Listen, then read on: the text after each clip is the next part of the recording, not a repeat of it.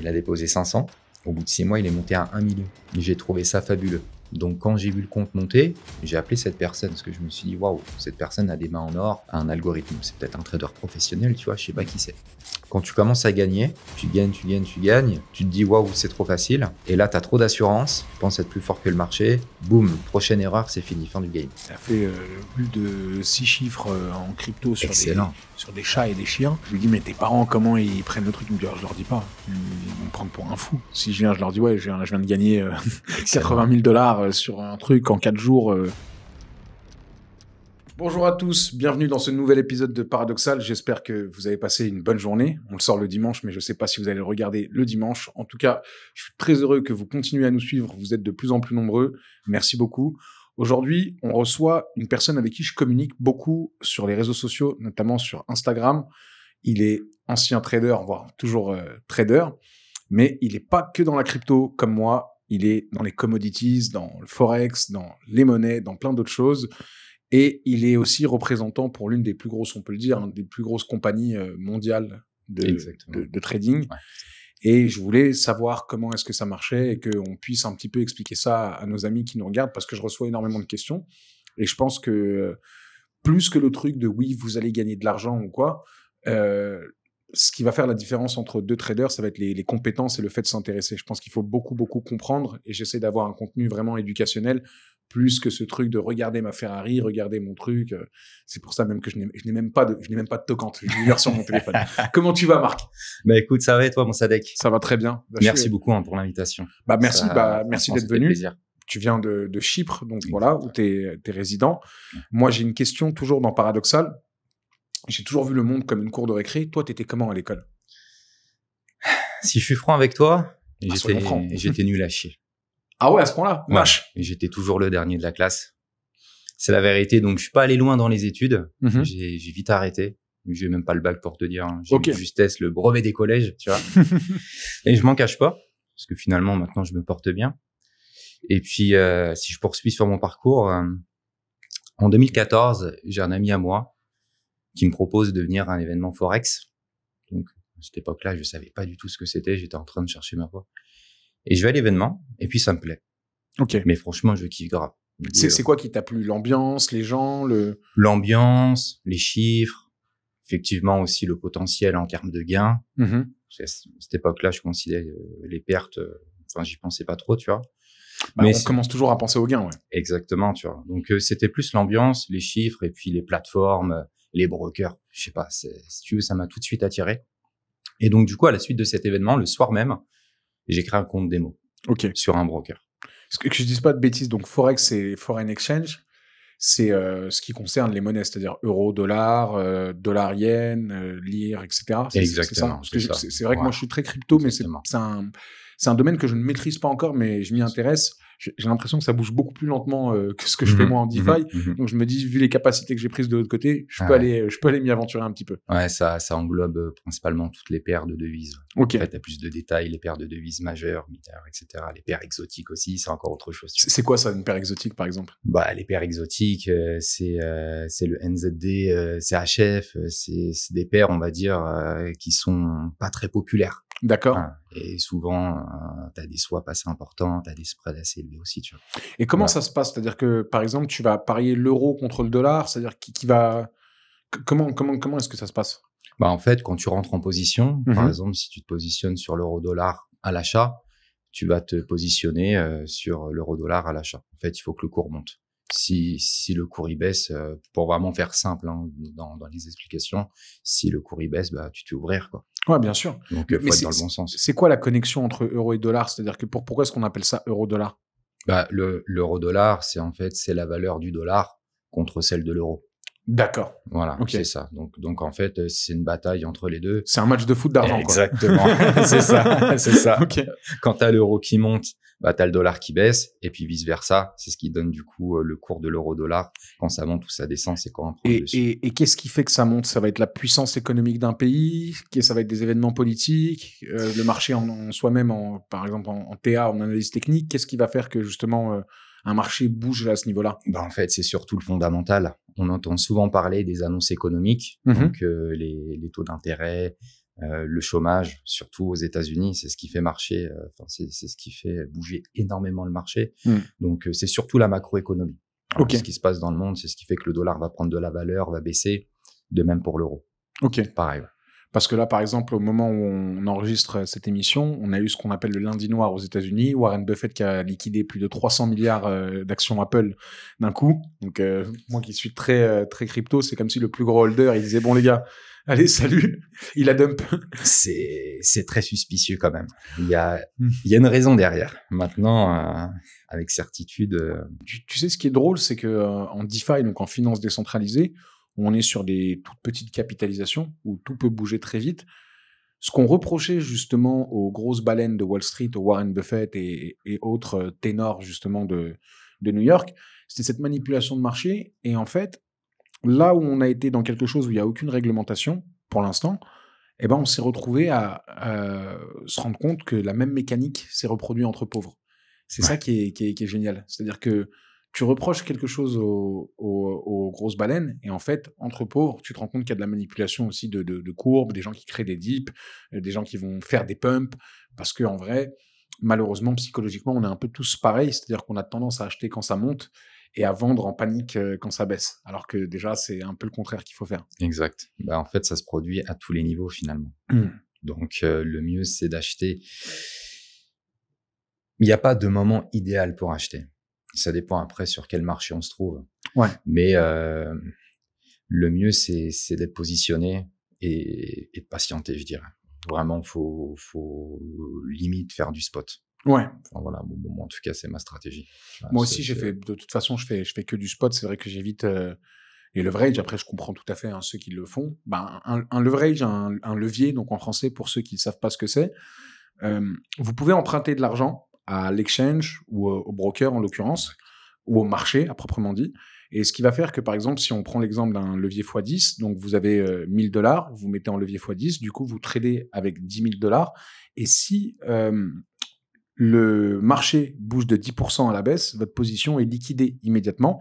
Donc, vous perdez vos 1 000 $, mais par contre, vous tradez avec 10 000 $ du coup, ce qui fait que si ça bouge de 1%, vous n'allez pas gagner 10 €, mais 100 €, 10 $, mais 100 $, et ainsi de suite. C'est ça, si je dis pas de bêtises. Approximativement, en fait, l'effet de levier, c'est un effet de levier de 500 comme sur les brokers standards. Tu as un client qui pose 500 $. En fait, il a 250 $ d'allocation. En fait, 250 000, tradé avec 250 000. C'est ça. Voilà. Donc, il peut ouvrir des lots, dans le Forex, sur MetaTrader, sur différentes applications, où tu peux ouvrir des lots comme si tu avais potentiellement 250 000 $ sur un compte. Donc, ça veut dire que ce qui est énorme avec l'effet de levier. Ça veut dire que si le marché bouge d'1% à la hausse, si tu avais pris une position à la hausse, tu récupères 2 500 $ de bénéfices sur ta position de 500 $. Ça dépend du marché et puis de la valeur du pips. Par exemple, sur le marché de l'or, ce sera différent. Sur le marché du Forex aussi. Marché des cryptos, marché des actions. C'est ça, c'est très, très proportionnel. Le vrai en crypto, c'est vrai qu'on évite parce que c'est tellement volatile. Tu vois, par exemple. Ça va très vite. Ouais, bah oui. Là, en 2 jours, on a perdu 30%, on en a regagné 15 le jour d'après. C'est les montagnes russes, il y a qu'à regarder les courbes. Donc, c'est n'importe quoi ce marché. Ouais. Mais c'est tellement bon. Bah oui. Et en même temps, le trading, c'est pour ça que moi, j'aime pas le terme copy trading à proprement dit, parce que je pense qu'il faut vraiment apprendre, il faut avoir des compétences.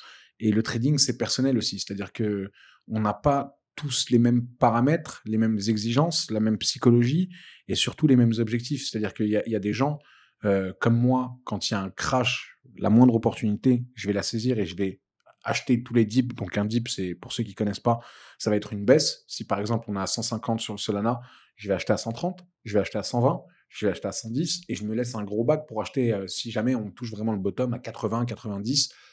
Exactement. Parce que j'ai la conviction que dans 6 mois, 1 an, 2 ans, il retouchera 190, 200 et c'est comme ça que je le vois.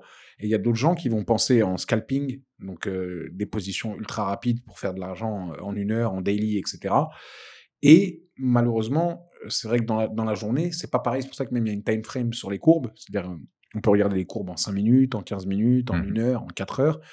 Et en fait, tu remarques que plus les gens ont des portefeuilles importants, plus la time frame qu'ils utilisent est longue. C'est-à-dire que moi, je vois mes amis traders qui tradent avec de très grosses positions. Ils ne regardent pas comme moi en 30 minutes ou en 1 heure. Ils regardent en 1 jour. Ben ouais, c'est ça. Et même en weekly, ouais, exactement. monthly. Et c'est là où ils sont plus intéressés, justement, c'est que eux, quand ils prennent une position sur un crash ou sur quelque chose, le vrai trade gagnant n'est pas sur 1 heure, en fait. Et non. Non. Il faut avoir énormément de chance, déjà. Pour qu'un marché bounce back d'un coup, c'est pas... Exactement. C'est beaucoup basé sur du long terme. De toute façon, en bourse, pour moi, l'une des clés de la réussite, c'est la patience. Ok. C'est la discipline et la patience. Je le sais parce que je suis passé par là. Ouais. C'est où, forcément, j'ai appris comme tout le monde sur un compte démo et j'ai vite basculé sur un compte réel pour justement me mettre en conditions réelles, pour sentir le marché.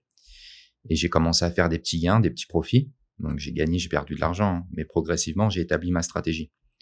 Ou progressivement, je me suis fait un petit capital. Il m'a suffi d'une erreur pour cramer $250 000. Ah ouais, quand même. Ouais. Et j'ai cramé l'intégralité de mon compte. C'est-à-dire que, tu vois, c'est super marrant ce que tu dis parce que moi, par exemple, je suis avec une communauté dans la crypto, etc. Et on est dans quelque chose où il est possible, nous, carrément, de faire des fois 50, des fois 80, je l'ai déjà montré plein de fois sur Internet. Le plus gros que j'ai envoyé, c'est un fois 300 sur 6 mois, qui était un meme coin, on peut en parler maintenant, qu'il est très établi, qui s'appelle Ponké, où je l'avais donné à 0,002. Et l'ATH était à 0,72. Donc, on est à plus de fois 300.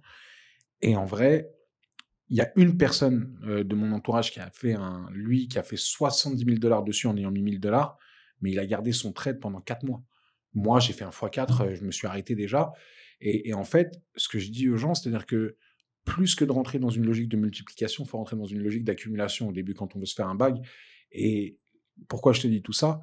C'est à quoi ça sert donc de faire x10 si c'est pour perdre 95% de sa position après sur une exposition au marché. Exactement. En fait, le plus dur, tu vois, c'est de se retirer. Tu vois que tu fais x2, x3, x4, x10, tu veux continuer. Ouais. Et moi, à cette époque-là, c'est ce qui m'est arrivé.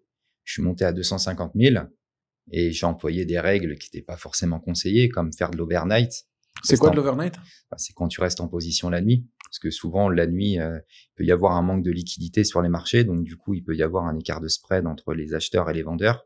Je pose des questions bêtes, mais c'est quoi un écart de spread? Parce que je sais qu'il y a des gens qui ne connaissent rien et j'ai envie qu'ils arrivent à comprendre un peu. En fait, quand la nuit, tu as moins de liquidité, des fois, tu as plus de vendeurs, des fois, tu as plus d'acheteurs, qui va créer du coup un écart assez important.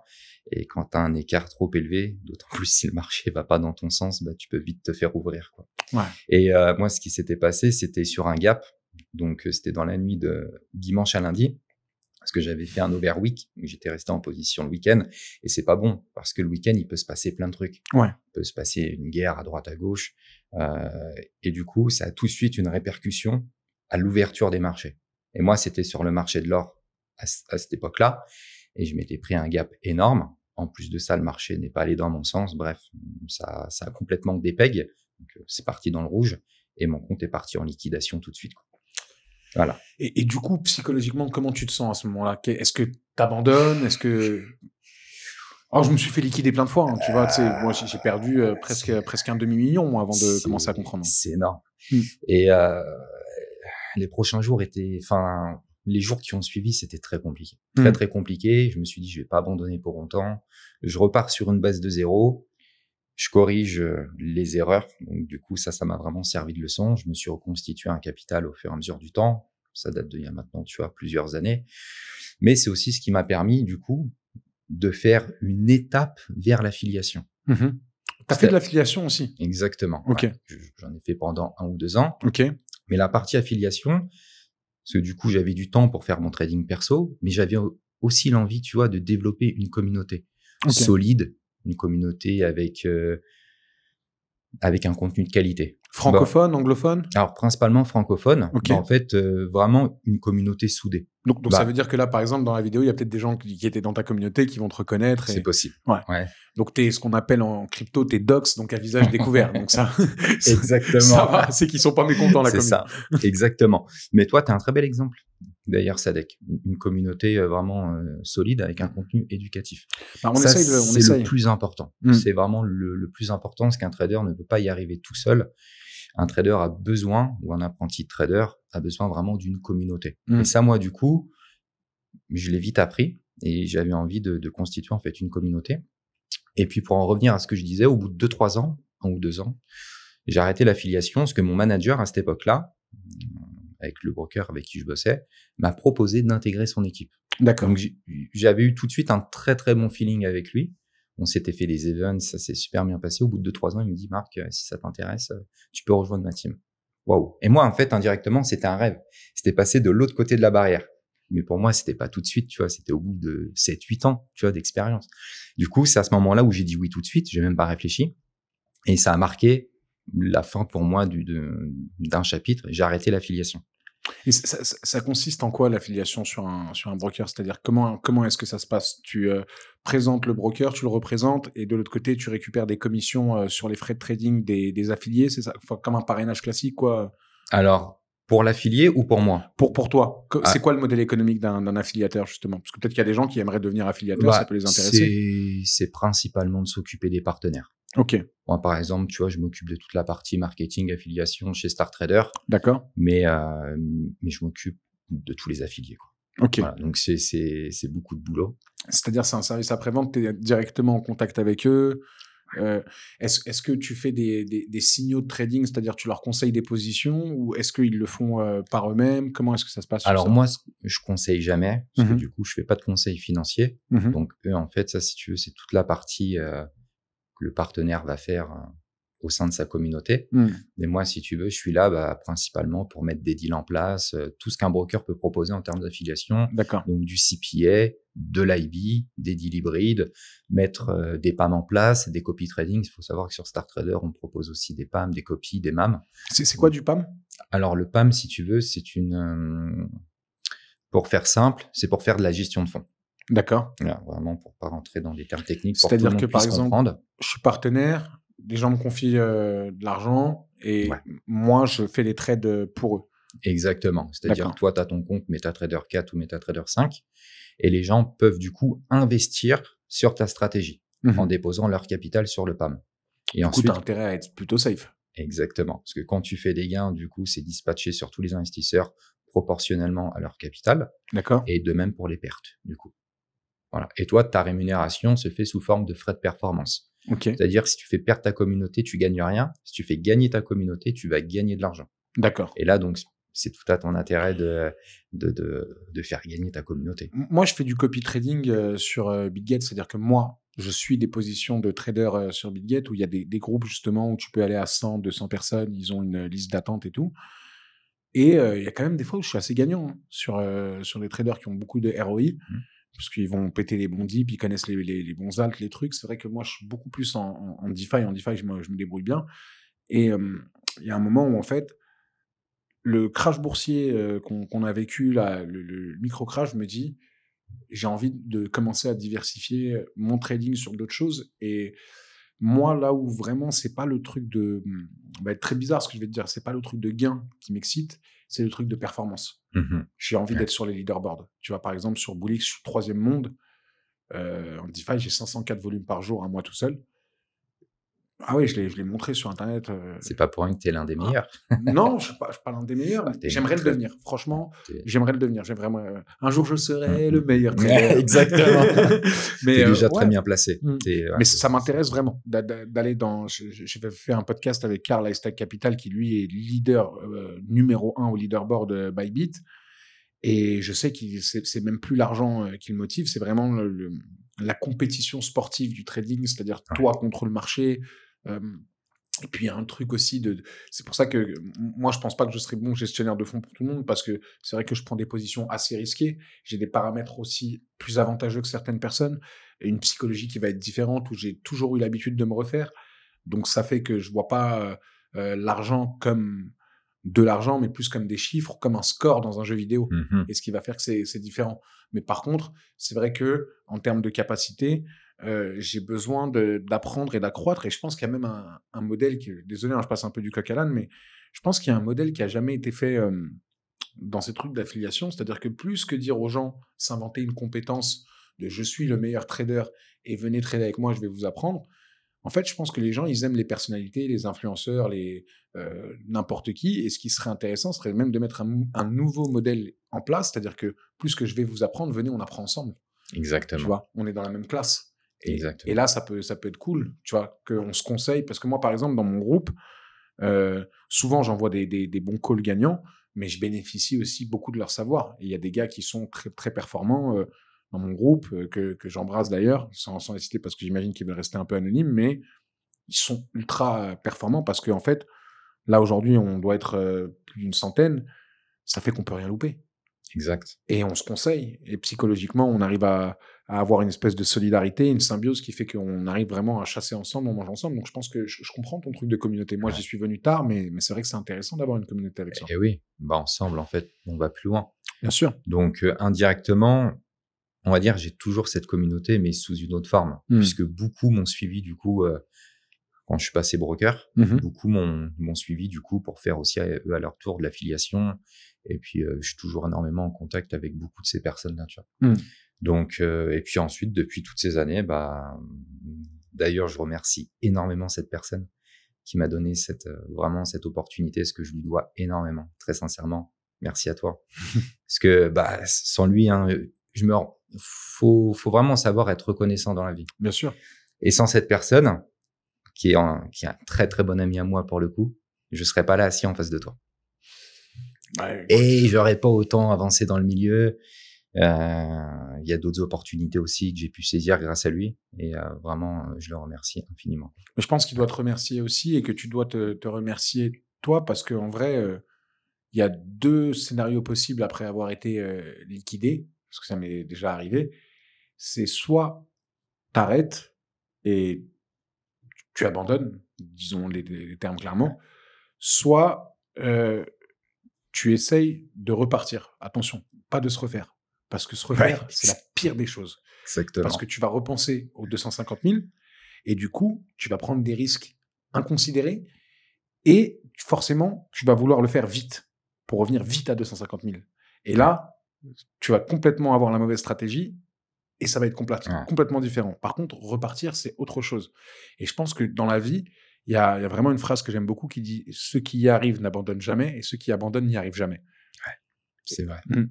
Et je pense que juste le fait de continuer, ça représente déjà quelque chose, tu vois. Exactement. Même si j'étais à 2 doigts de...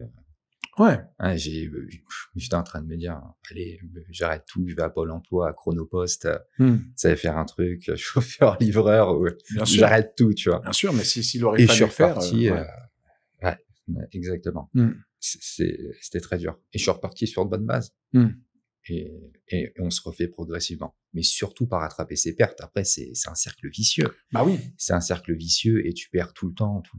C'est pour ça que c'est super important aussi, surtout pour ceux qui démarrent, d'avoir un bon money management. C'est ça le problème, c'est que... J'en reviens à ça parce que c'est super important. En France, vraiment... je suis personne pour donner des conseils à l'éducation nationale, mais plus que de nous donner des cours qui ne vont plus nous servir dans 3 ou 4 ans, un peu de money management, un peu d'éducation. Ouais. Encore, sympa la flûte, mais... Les cours de flûte, exactement. Mais le problème, c'est que à part si tu fais des études de finance ou autre, ce qui n'a pas été mon cas, ou j'imagine le tien, avoir une éducation financière, un money management, comprendre comment gérer un portefeuille au quotidien, quelle part on alloue aux dépenses, etc. La plupart d'entre nous, je pense qu'on l'a appris en autodidacte. Exactement. Ou au sein d'une communauté. Ouais, au sein d'une communauté. C'est ça. Et on l'apprend forcément en se cassant les dents. Il n'y a pas d'autre moyen que ça. Il faut se manger des murs pour apprendre. C'est ça, exact. Après, t'en as qui s'en remettent jamais, tu vois. J'ai l'anecdote d'un client à moi, enfin, d'un partenaire, il y a quelques années de ça, il y a pas si longtemps que ça, tu vois. Il a déposé 500. Ouais. Au bout de 6 mois, il est monté à 1 million. De 500 à 1 million? Ouais. Sur les indices. J'ai trouvé ça fabuleux. Donc, quand j'ai vu le compte monter, j'ai appelé cette personne parce que je me suis dit, waouh, cette personne a des mains en or, a un algorithme. C'est peut-être un trader professionnel, tu vois, je sais pas qui c'est. Donc, du coup, je l'appelle. C'était un petit jeune de 19 ans qui était à l'école en alternance et qui tradait sous sa table, comme ça, en cachette, sur un MT4, qui avait déposé 500. Et à cette époque-là, le marché, en fait, il était boule. Donc, t'achètes, t'es toujours gagnant. Donc, lui, il est monté 500, 50 000, 100 000, 200 000, 300 000, 500 000, 800 000. Je commence à voir, je dis, waouh, exceptionnel, le mec, exceptionnel. Et entre-temps, je l'appelle, je lui dis, tu veux pas retirer, tu veux pas sécuriser, faire un break-even et tout? Il me dit, non, t'inquiète et tout. Forcément. Il reste en full exposition au marché. Il reste en full exposition. Et quand tu te vois monter de 500 à 1 million, tu te dis forcément, je peux faire 1 million, 5 millions, 5. Tu vois, proportionnellement, c'est possible, tu vois. 500 à 1 million, c'est 2000 fois la mise. Ouais, ça va vite en calcul mental. Tu vois, après, c'est un calcul facile, mais ouais, c'est 2000 fois la mise. Donc, tu te dis 1 million fois 2000, tu fais 2 milliards. Et oui, tu vois, donc il s'est dit, mais c'est possible de faire 500 à 1 million. C'est possible de faire plus. Sécurise, fais attention. Le problème, c'est qu'un marché boule, tôt ou tard, ça se retourne. Ça part en bear market. Et du coup, il était tellement exposé qu'un jour, le marché s'est retourné. Il avait tellement de lots à l'achat. Cette époque-là, c'était sur le NAS100, donc sur le Nasdaq. Le marché s'est retourné en espace de quelques heures, il s'est fait liquider. Il s'est fait liquider, c'est 1 million. Il s'est fait liquider, c'est 1 million. Et lui, tu vois, par exemple, il s'en est jamais remis. Il a plus du tout retouché à la bourse. Fini tout. Tu vois. Mais même au-delà de la perte financière, psychologiquement, ça doit être ultra dur à vivre. Ouais. Et c'est ça aussi où, tu vois, là, on parle vraiment clairement d'un gagnant du loto. Mais c'est là aussi où j'ai du mal avec ce truc de vous allez vous enrichir, vous allez changer de vie. Ouais. Tu vois, moi, je peux te montrer, hein, j'ai des gens qui m'envoient des messages, qui me disent tes trucs de crypto et tout, est-ce que je peux arrêter de travailler? Je leur dis, ben non. Mais non.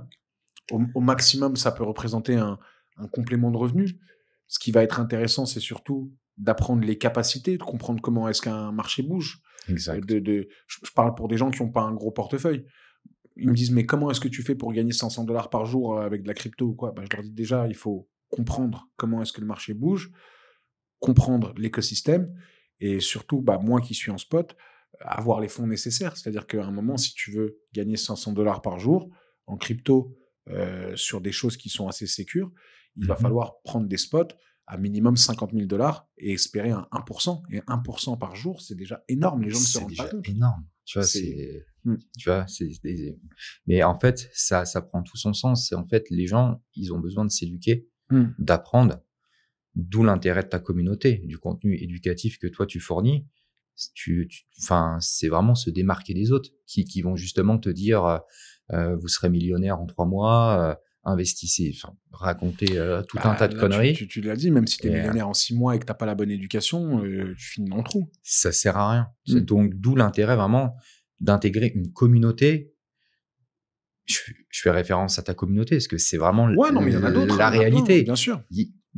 Il y a d'autres communautés, mais avec un contenu de qualité, crois-moi, il y en a pas énormément. Parce que des partenaires, j'en ai pas mal, j'en ai plus d'un. Et les vrais contenus de qualité où tu as autant de transparence, autant de sincérité, où tu dis la vérité aux gens, il y en a pas énormément. Après, c'est ça aussi, mais on peut se tromper, tu vois. Moi, ce que je dis toujours aux gens avec qui je parle, c'est en vrai, si on parle clairement et franchement, quand tu es affiliateur, tu es rémunéré sur le volume. Exact. Donc, si tu es rémunéré sur le volume, il faut qu'il y en ait du volume. Ouais. Donc, le but principal, ça serait d'enrichir les gens au maximum de façon à ce qu'il y ait de plus en plus de volume. Donc, en vrai, ne serait-ce que sans parler de gentillesse, juste en intérêt financier primaire, n'importe qui a une communauté, je pense, son intérêt principal, c'est de la faire gagner à 100%. De la faire grossir et de l'enrichir au maximum. C'est-à-dire que si on pouvait et qu'on avait une boule de cristal et qu'on prévoyait le marché et qu'on lisait dans le futur, on ferait en sorte que tout le monde soit milliardaire, ne serait-ce que dans notre intérêt à nous. Si demain tu affilies Warren Buffett, et de l'autre côté, je pense qu'on a vraiment besoin, que ce soit en France ou autre, de comprendre que le trading, c'est beaucoup de compétences, beaucoup de capacités, beaucoup d'analyse technique. Et tu vois, tu disais par exemple l'importance des comptes démo. C'est-à-dire qu'avant de FOMO, c'est-à-dire Fear of Missing Out, d'avoir peur de rater l'opportunité, apprendre sur des comptes démo, ça va beaucoup aider les gens et ça va leur permettre de voir un peu les erreurs et surtout de corriger. Il faut corriger en permanence et surtout en crypto, il faut continuer à apprendre, continuer à se renseigner sur les nouveaux écosystèmes, les nouvelles blockchains, les performances. Pourquoi est-ce que tel actif, parce que c'est bien de dire ouais, tel actif a fait 30% en 4 jours. Mais pourquoi?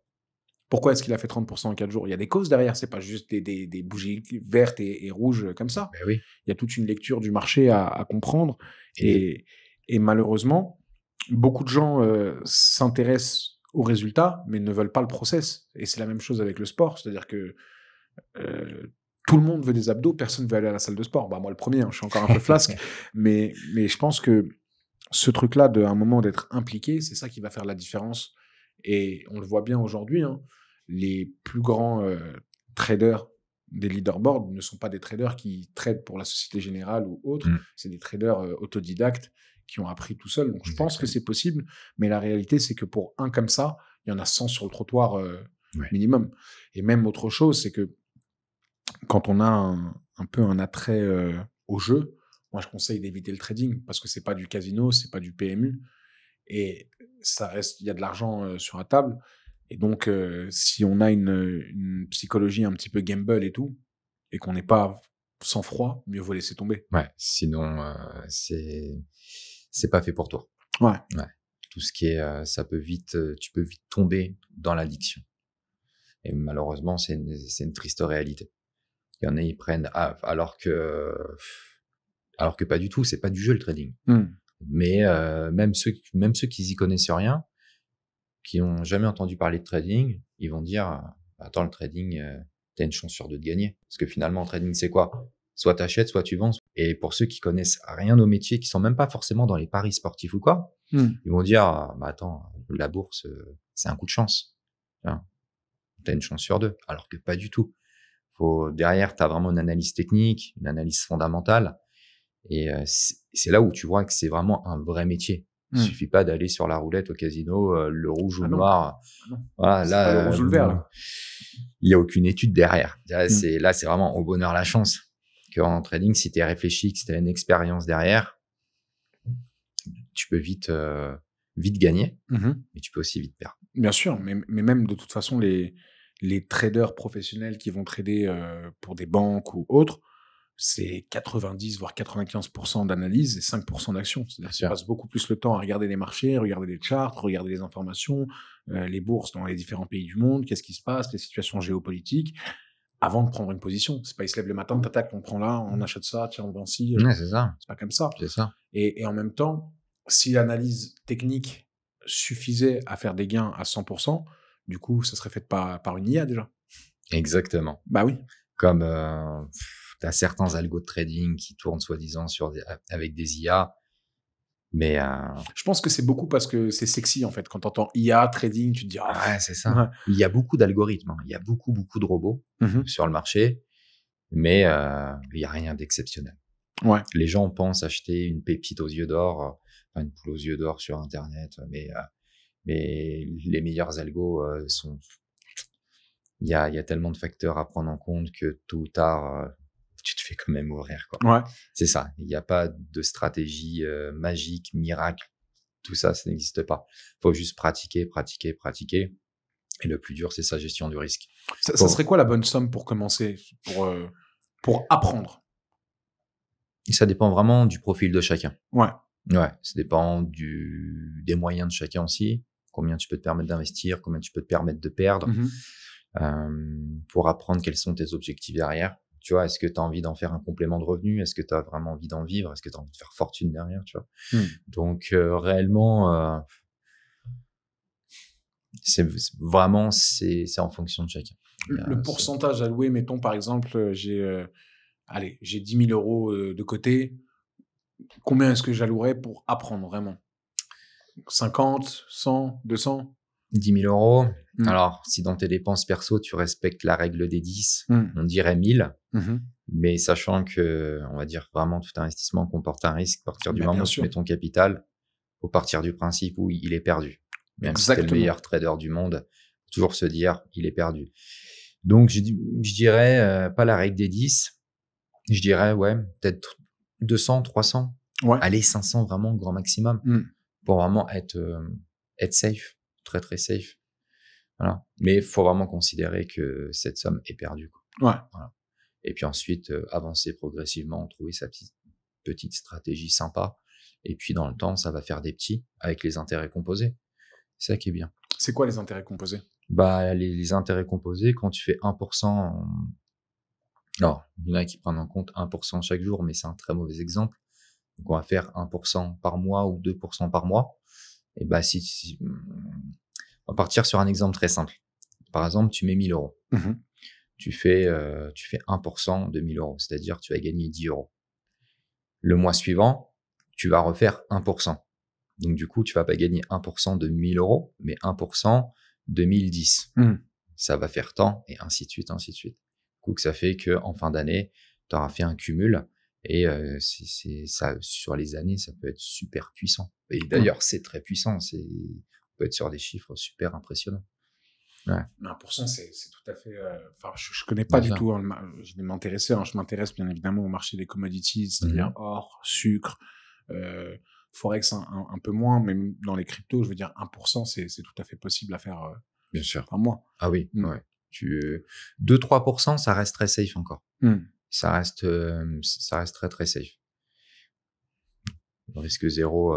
Non, le risque zéro n'existe pas. Voilà. Mais tu peux tenir 2-3% si tu as une bonne stratégie qui est pérenne. Tu t'exposes pas la nuit, tu t'exposes pas le week-end. Ce qui est bien, moi c'est ma stratégie. Si tu veux, je fais du scalping. Donc si tu veux, je reste pas exposé la nuit ni le week-end. Du coup, tu fermes tes positions la nuit et le week-end. Tout le temps. Parce que t'as appris. Ça m'a servi de leçon, tout ça. Donc, du coup, le swing, je fais du spot en crypto, tu vois. Le day, voilà, pour moi, du day trading, du scalping, c'est très bien. Je rentre, je sors, je rentre, je sors. La nuit, je dors tranquille. Et le week-end, je pars en week-end tranquille. Ouais. Je suis plus exposé. Ouais, parce que être surexposé, c'est mortel. Être surexposé, tu dors mal, t'es pas bien, tu te réveilles la nuit. Oh là là. Ils sont surexposés des fois. Même socialement, c'est pas agréable parce que du coup, tu deviens ta position. C'est-à-dire que le marché est up, t'es up. Ta position est down, t'es en train de péter un plomb. Ta position est basse, t'es en train de péter un plomb. Le marché est haut, t'es content. Exactement. Du coup, t'es devenu un graphique, en fait. C'est ça. T'es plus un humain. c'est toi le graphe. Ça joue énormément sur l'humeur, quoi. Tu vois, non, je pense qu'il faut rester relationnel. Faut surtout accepter de perdre de l'argent. Ça c'est aussi super important. Il faut accepter de perdre. La plupart des traders, enfin pas des traders pro, mais traders maintenant lambda à travers différentes communautés. Qu'est-ce qu'on appelle un trader pro? Est-ce que c'est quelqu'un qui a une licence de trading ou est-ce que c'est quelqu'un qui gagne de l'argent? Trader pro, c'est les institutionnels. Ok. Tu vois, c'est les institutionnels. J'ai pareil. Je sais même pas pourquoi je te raconte ça, mais je vais te raconter cette histoire. C'est l'effet paradoxal. de dingue. J'ai un très bon ami à moi aussi. Il travaillait sur le floor à la Bourse de Paris dans les années 80. Donc, il a fait une bonne partie de sa carrière. Et un jour, la bourse a fermé. C'est pour ça que la Bourse de Paris n'existe plus. Et c'est à ce moment-là où il s'est dit, pour trader en institutionnel, ça coûte très très cher. Il faut avoir des licences, c'est des gros dépôts, ça coûte beaucoup d'argent. Il s'est dit, pourquoi pas ouvrir le marché à tout le monde. Les CFD, en l'occurrence. C'est quoi le CFD? Les brokers CFD, c'est ce qui permet en fait à monsieur, madame, tout le monde de trader avec 100, 200, 300, 400 $. D'accord. Et en fait, à cette époque-là, c'était vraiment le début. C'était dans les années 90, c'était tout nouveau. Donc, il a ouvert un broker, qui est d'ailleurs toujours en place sur le marché. Mais c'est une idée géniale. Donc, pour en revenir à ce que je te disais, les traders pros, c'est ceux qui sont dans différentes bourses, à Wall Street, par exemple. La Bourse de Paris, c'était le cas. Donc, lui, c'était vraiment un cas concret, puisque toutes ces informations, du coup, viennent de lui. C'est lui qui a pu m'expliquer tout ça. Quand la Bourse de Paris a fermé, hop, il a ouvert son broker et ça a été l'un des premiers à ouvrir un broker CFD. Tu vois. Donc, déjà, juste qu'on comprenne bien, un broker, c'est celui qui met en connexion donc, les vendeurs et les acheteurs. Et quand on dit vendeur, par exemple, pour acheter l'or, faut bien l'acheter quelque part, là. Ouais, c'est ça. En fait, si tu veux, là, il y a le trader investisseur, là, tu as le broker au milieu et ensuite, tu as le marché. Si tu veux, c'est l'intermédiaire. Le broker, c'est celui qui va fournir au trader la liquidité mais aussi les logiciels, en l'occurrence les plateformes MT4, MT5, les PAM, les copy trading. C'est-à-dire la liquidité sur les leverages, sur les... Exactement, c'est ça, qui puisse du coup te permettre d'acheter, vendre de l'or, le pétrole, l'euro-dollar, le Nasdaq, BTC-USD du coup, puisque maintenant la plupart des brokers proposent les cryptos. Ouais. Les cryptos, ça pareil, c'est quand même assez récent. Donc, mais c'est une très bonne initiative, c'est-à-dire à comparaison des exchanges, où les exchanges c'est full crypto, avec des frais quand même assez élevés, et ben les brokers du coup c'est multi-assets, forex, indices, matières premières, et aussi les crypto-monnaies avec des frais littéralement réduits, tu vois. Quand je parle de frais, c'est les swaps de nuit, les swaps le week-end, mais aussi le spread. Et ça, c'est super important. Pour un trader, c'est super important. C'est quoi le spread? Je pose des questions pour vraiment que tout le monde comprenne. Comment est-ce qu'on pourrait expliquer le spread? En fait, le spread, si tu veux, c'est la différence entre les acheteurs et les vendeurs. C'est la bataille entre les deux. Plus tu as de liquidité, plus le spread se réduit. C'est pour ça que souvent, en fait, tu vois ça sur certains brokers. Quand tu as des forts mouvements sur le marché, le spread se resserre. Mais quand tu as très peu de liquidité, le spread s'écarte. Acheteur, vendeur.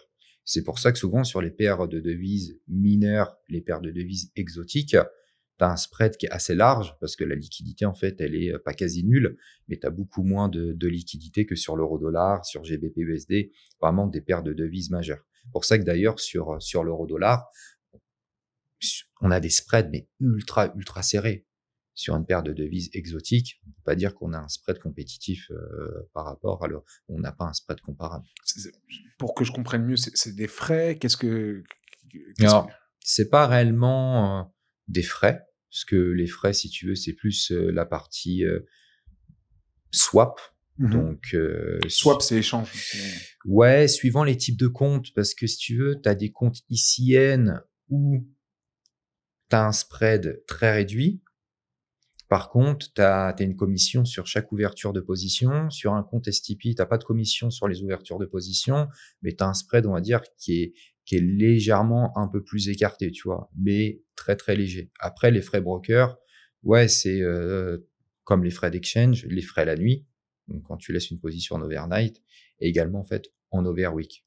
C'est plus cher en overnight et en overweek? Ça dépend des actifs.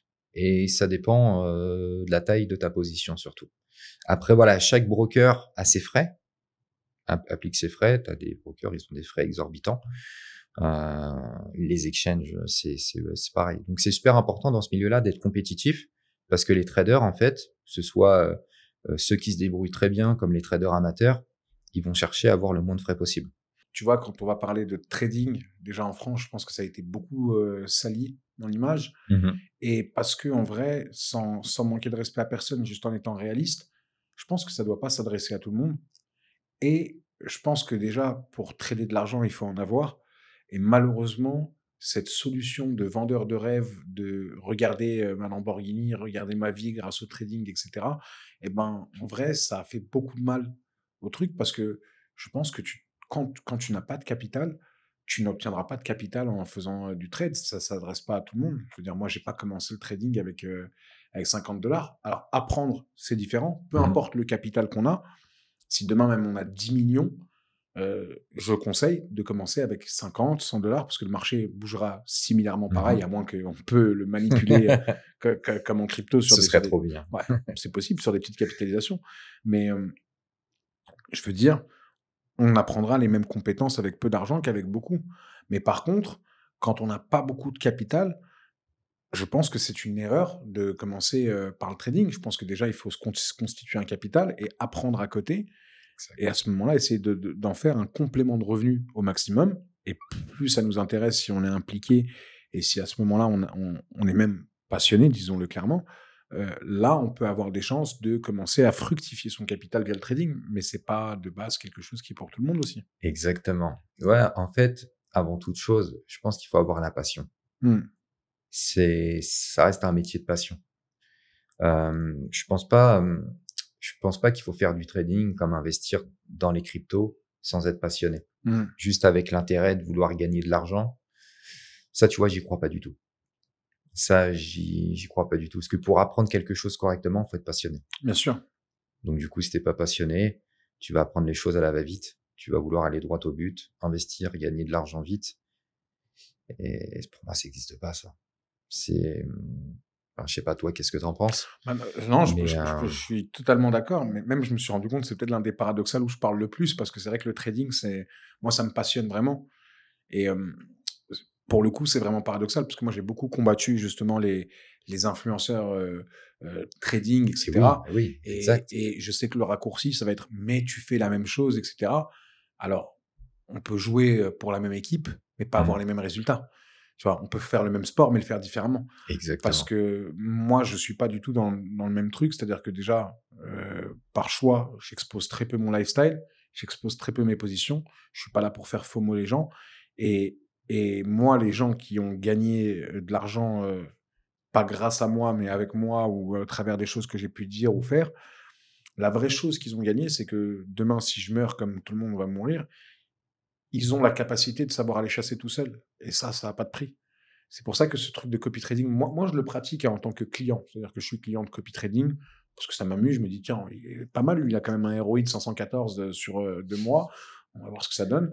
Mais je suis pas pour le faire aux gens parce qu'en vrai, ça me désole qu'ils veulent gagner sans comprendre. Exactement. Ouais, c'est ça. Donc, on en revient en fait à un contenu éducatif que finalement beaucoup ne proposent pas. Et tu vois, pour en revenir aux influenceurs, une certaine période, c'est vrai que ça a vraiment été le bordel à ce niveau-là. Mais depuis, ils ont passé des régules. Depuis, bon, il y a eu des reportages qui ont été présentés.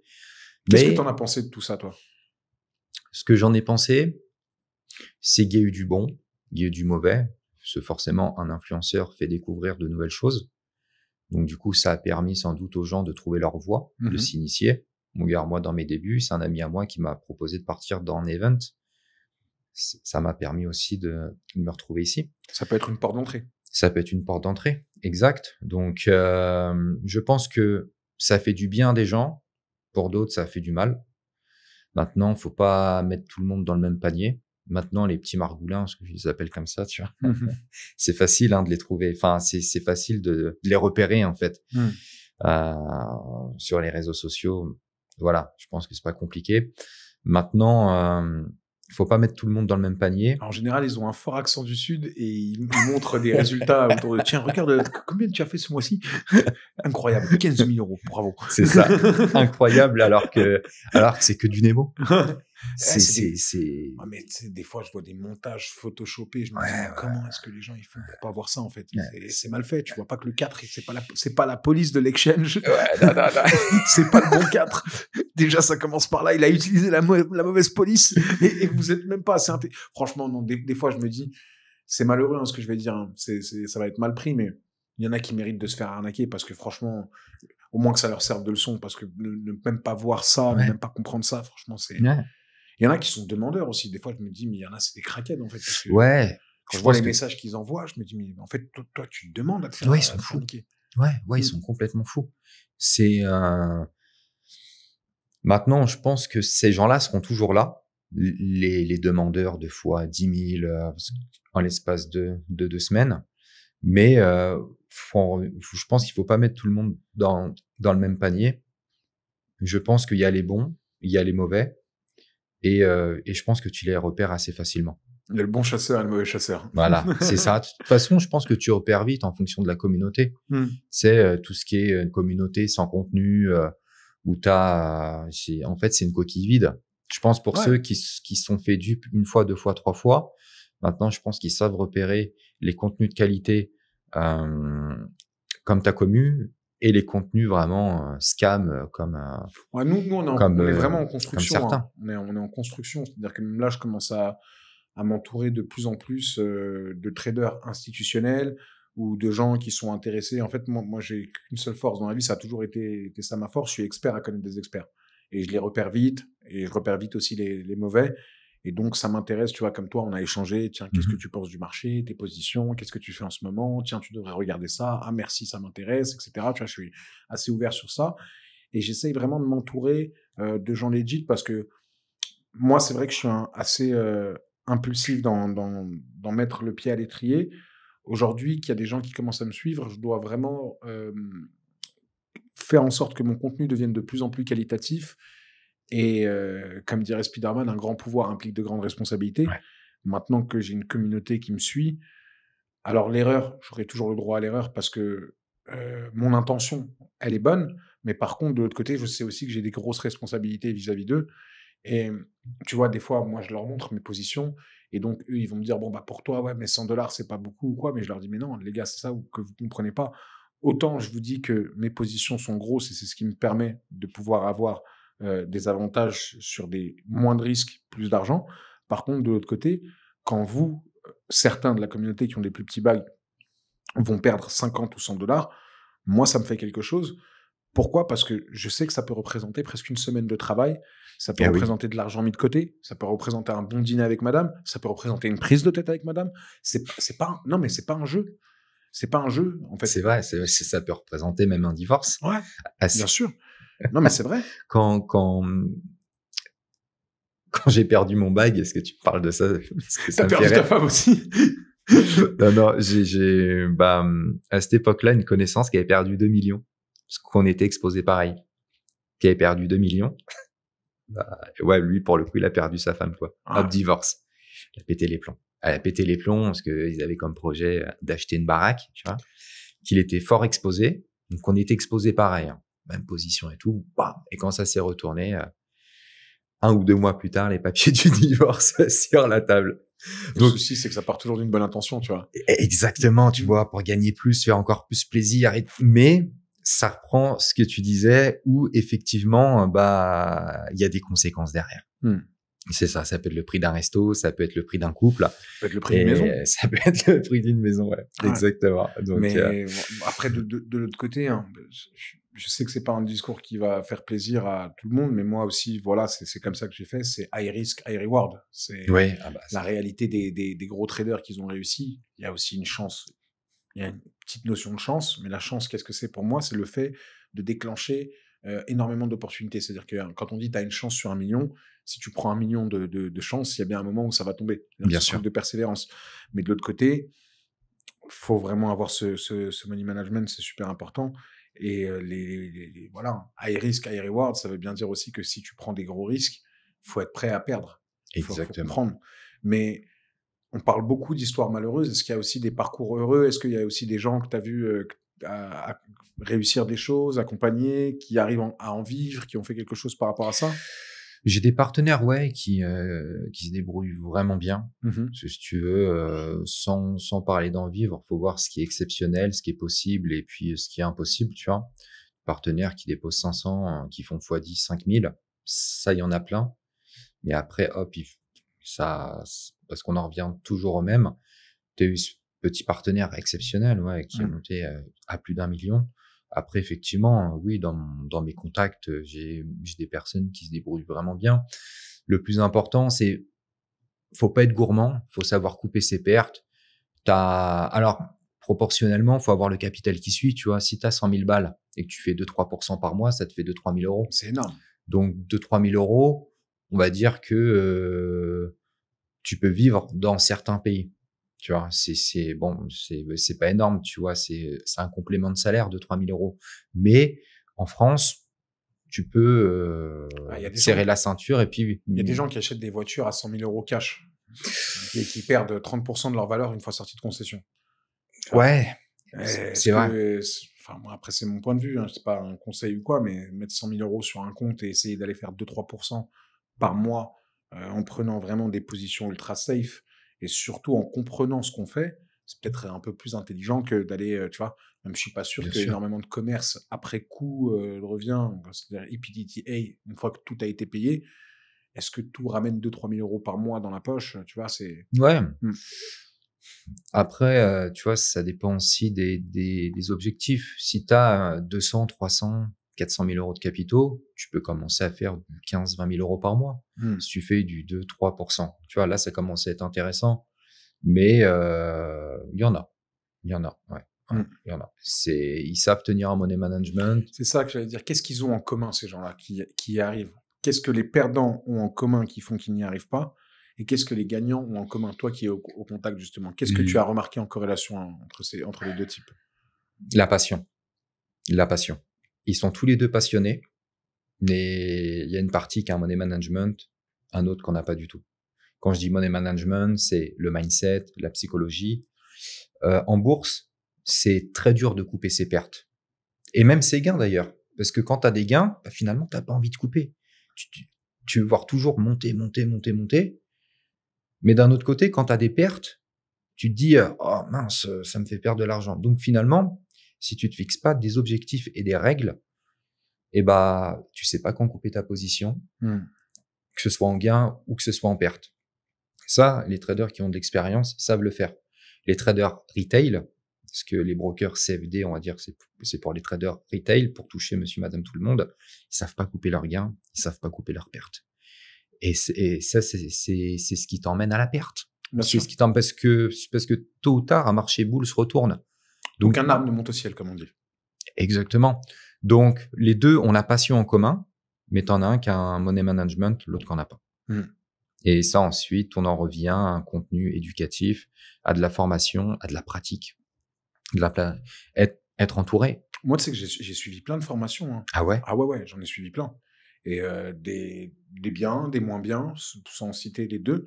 Mais je pense qu'à un moment, quand tu veux apprendre, il est important de suivre des formations gratuites ou je dis pas des formations. Moi j'ai payé cher. Hein, j'ai payé plus de 10 000 € de formation parce que ça m'intéressait. J'étais vraiment un malade. Il y a beaucoup de formations. Ouais, je me levais à des formations anglophones, francophones. Je me levais à 7h du matin tous les jours pendant 2 heures. Tu sais, même il y a beaucoup de gens qui sont dans la crypto qui me disent t'es pas dans la crypto depuis hier, moi, on parle le même langage, truc. Je leur dis, les gars, la réalité, c'est que j'ai commencé à investir en peut-être 2019-2020, mais comme monsieur tout le monde. Et il y a peut-être 7 ou 8 mois, c'est vrai que j'ai commencé à accélérer le truc, mais j'ai rattrapé, entre guillemets, mon retard parce que je suis déjà passionné et ultra impliqué. C'est-à-dire que j'ai vraiment bouffé de l'information plus que de la formation, tu vois. Il y a plein de gens aussi qui achètent de la formation, mais ils croient qu'on est dans Matrix et qu'ils sont branchés à un programme. C'est bien de l'acheter la formation, c'est bien de la suivre aussi. Ouais, c'est ça. Et puis il faut bosser derrière. Faut pratiquer aussi. Non, mais c'est vrai, tu as énormément de formations maintenant. Maintenant, les formations de qualité ou les formations bullshit. Il faut essayer les deux, de toute façon. C'est ça, ouais, c'est ça. Parce que ce qui est vrai, c'est que il y a énormément de gourous quand même. Ouais. Beaucoup. Et ça, je pense qu'il faut. Tu as des écoles de trading aussi maintenant. Ah ouais? Ouais. Tu as des écoles de trading. La qualité, j'en sais rien. Bon, j'ai quelques partenaires, ils ont fait des écoles de trading, mais les résultats sont the same. Tu vois, ah ouais? Mais bon, voilà. Je pense qu'après, il faut pratiquer. Je pense que il y a un temps d'adaptation. Je pense qu'il faut laisser le temps au temps. Je pense que beaucoup de gens pensent que le trading, ça s'apprend rapidement. Non. C'est simple, rapide. Je pense que... Non, pour moi, de toute façon, tout ce qui va être à un haut niveau financier demande énormément de pratique et de rigueur. C'est comme le football. Tout le monde joue au foot. On n'est pas tous au Real de Madrid. Exact. Donc, ce qui va faire la différence, déjà, ça va être énormément de rigueur, du talent, des dispositions peut-être naturelles. Et je pense beaucoup de sang-froid. C'est vraiment pour ça que je pense que c'est pas fait pour tout le monde. Et moi, ce qui est marrant, c'est que j'ai toujours été quelqu'un d'impulsif et ça m'a énormément calmé. Tu vois, aussi, je pratique énormément la communauté asiatique, Singapour, Chine, Japon. J'ai beaucoup d'amis de ces horizons-là. Indiens aussi. Et je vois un peu leur perception des choses. Et elle m'a beaucoup fait évoluer. Et en fait, je comprends pourquoi est-ce qu'ils arrivent à faire des performances sur les marchés, parce qu'ils ont énormément de rigueur et beaucoup de money management, c'est-à-dire que ils savent quand arrêter parce qu'ils respectent le scénario qu'ils se sont fixés. Moi, ce que je dis de toute façon, c'est qu'il y a toujours 3 scénarios à prendre en compte avant de prendre une position. Le plus catastrophique, faut le prendre en compte. Et est-ce qu'on est prêt à l'accepter? C'est-à-dire tout perdre. Dans quel état on va être à ce moment-là? Il faut se mettre sa petite histoire. Exact. Le scénario moyen, on break-even, on gagne pas, on perd pas. Qu'est-ce qu'on fait? Et le gain qu'on a en tête et la période de temps. Est-ce que c'est une période de temps? Est-ce que, par exemple, on se dit, bon, cette position-là, je la prends maintenant et je suis prêt à la garder 6 mois? et j'en sors pas avant 6 mois parce que j'ai tel scénario en tête, par exemple bull run ou crypto en petite capitalisation avec une équipe qui est en train de bosser. Je pense par exemple à, je sais pas si tu connais Kaspa, voilà, le Cas qui était une crypto pour les mineurs qui est en train de résoudre le trilemme des blockchains. Très intéressant, il y a des gens qui ont fait des vrais multiples dessus parce qu'ils avaient de la conviction, ils ont pris leur position en décembre, et ils en sont sortis là, où il y en a d'autres qui continuent, mais parce que il y a ce truc comme avec le Bitcoin, on a la conviction et on comprend que ça peut aller beaucoup plus haut, mais ça va pas se faire en une journée. Et surtout, dans cette position-là, se mettre un prix en tête, c'est-à-dire quel prix on vise. Ouais, exact. Parce que si tu n'as pas la rigueur de sortir à ce moment-là, bah, tu peux avoir un marché qui se retourne. C'est-à-dire que si tu te dis, bah, ok, c'est très bien de rentrer, par exemple, on prend l'exemple du Solana pendant le crash boursier, je suis rentré à 110. Mais pour faire quoi? Et c'est quoi mon prix? Et avec quel size je rentre? Est-ce que je rentre avec 50 000 dans la journée parce que j'imagine que dans une semaine, il sera à 130 et donc j'aurais pété à peu près 15%, et ça me va très bien parce que ça représente beaucoup d'argent sur 50 000, ou est-ce que je rentre avec, je dis une bêtise, mais pour ceux qui ont le size, ils vont comprendre, je rentre avec 1 million et parce que je sais que je reverrai le Solana un jour à $250 et donc du coup, ça représente une opportunité une lifetime opportunity, tu vois. C'est vrai, c'est vrai. Tu ferais quoi, toi, personnellement? Moi, franchement, je déconseille, mais moi, j'ai fait tapis. Hein. J'ai fait tapis là pendant le micro-crash qu'il y a eu. Je veux dire, on a eu un marché crypto est un marché structurellement haussier. Malgré tout, malgré les dips, etc., j'ai fait tapis, moi, sur le crash.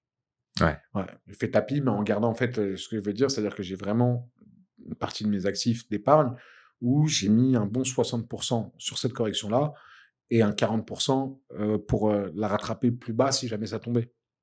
Mais comme j'avais la conviction qu'on était arrivé à un vrai bottom, du coup, j'ai mis un tapis parce que pour moi, revoir le Bitcoin à 48 000 cette année, j'y pensais pas. Et le Solana à 110, l'Ethereum à $2100, et déjà à 2400 là en même pas 24 heures. Je veux dire, ça a été une aubaine. Mais je déconseille à tout le monde de faire ce que j'ai fait. Parce que moi, si jamais ça part vers le bas, bah, j'aurais hold et j'aurais accepté de serrer la ceinture.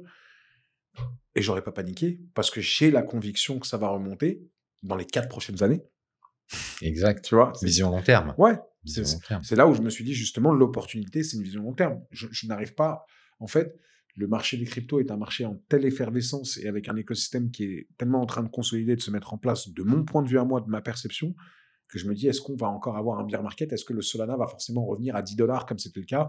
Est-ce que ça fait toujours ça? Tu vois? Ça, t'y crois, ça? Parce que personnellement, si ça arrive, je pense qu'on se retrouve à Pôle emploi tous les deux. Exactement, c'est ça en fait. Bon, je pense que la prochaine fois que je pense que là, ça va être compliqué. si le Bitcoin retouche $15 000, ouais. C'est la fin en fait. C'est On est ça, en train de rentrer dans des ETF, dans des trucs. Il y a un moment... Et oui, bah, ce que je comprends pas, c'est qu'on en revient en fait à un marché qui est complètement manipulé. Oui. Parce que finalement, tout ce qui est liquidé, ça va dans la poche de quelqu'un pour acheter derrière. Mais avec les ETF qui ont été validés, ça parle d'un ETF aussi, du coup Solana, un ETF Ripple.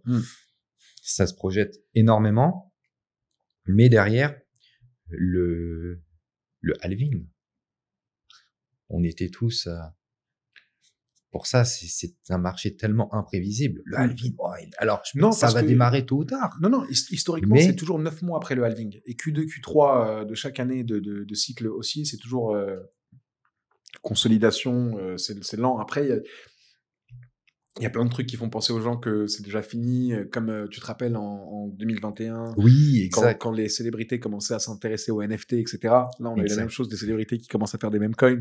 Exactement. Exact. Ouais, parce qu'en 2021, toi, t'es rentré quand exactement? Moi, je suis rentré à la fin du premier bull run. Enfin, je suis rentré en 2017-2018. Donc, le bull run de 2017, j'en ai pas pleinement profité, tu vois. Toi, Moi, 2019. Fin 2019. On n'est pas loin. Tu vois, c'est quand même... Mais ce que je faisais, c'est quoi? C'est que, bon, en fait, j'avais raté le Bitcoin très, très tôt.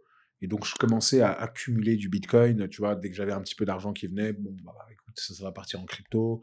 Bitcoin et Ethereum, tu vois. Solana, par exemple, je l'ai vu, il est apparu dans mes filtres quand il avait déjà dépassé les $100. J'ai pas eu la chance de le péter à $17, ouais.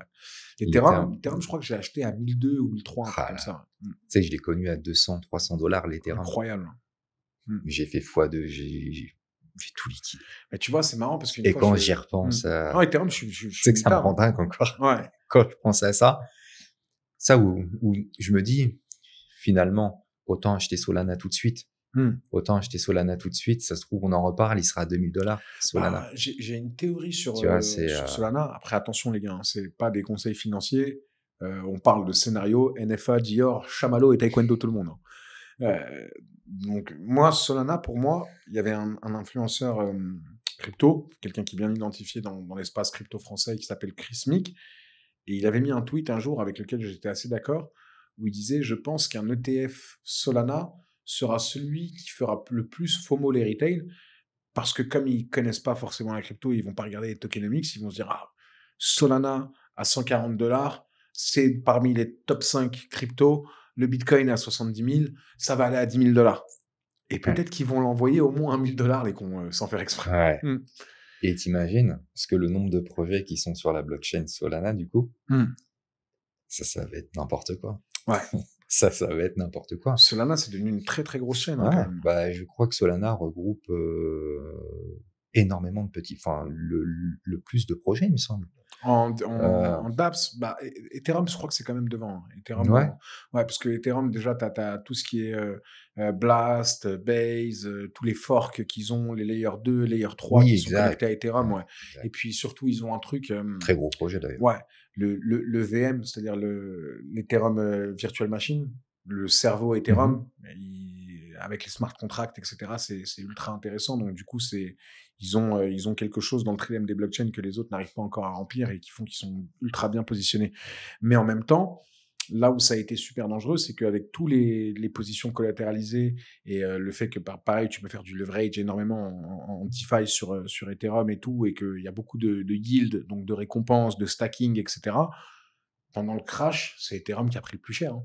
Oui. On est passé de 3500 à 2100, c'est presque un moins 60, moins 40%, c'est énorme. Je visais 2008 en plus. Ouais. Je visais 2008, je me suis dit, si on arrive à 2008, ça va être déjà problématique. Ouais. 2100, je l'aurais jamais vu. 2100, pareil. Ouais. Là, c'était le moment de recharger, quoi. Et il y en a qui ont vendu. C'est un truc de... Et il y en a qui, mais c'est parce qu'on en revient à cette problématique. Ils achètent au plus haut pour revendre au plus bas. C'est fou. C'est fou. Il y a, enfin, tu vois, c'est encore ce manque de connaissances, d'éducation où tu fais gagner les institutionnels. Enfin, et c'est là où la manipulation de marché vient. C'est-à-dire qu'ils savent que ça va quoi qu'il arrive, tu peux avoir vécu autant de cycles que tu veux. Si le mindset, il est pas bon, tu vas faire exactement les mêmes erreurs. Exactement. Bah oui, c'est ça. Donc, je pense qu'il faut garder un certain tempérament, un certain sang-froid. Mais c'est ça qui est génial, en fait, sur les futurs, sur les CFD, avec les effets de levier. C'est magnifique. Ce que me disait mon pote dans les années 80, 90 sur le floor à la Bourse de Paris, il n'y avait pas tout ça. Ouais. Il n'y avait pas tout ça. Le trading. Que du spot.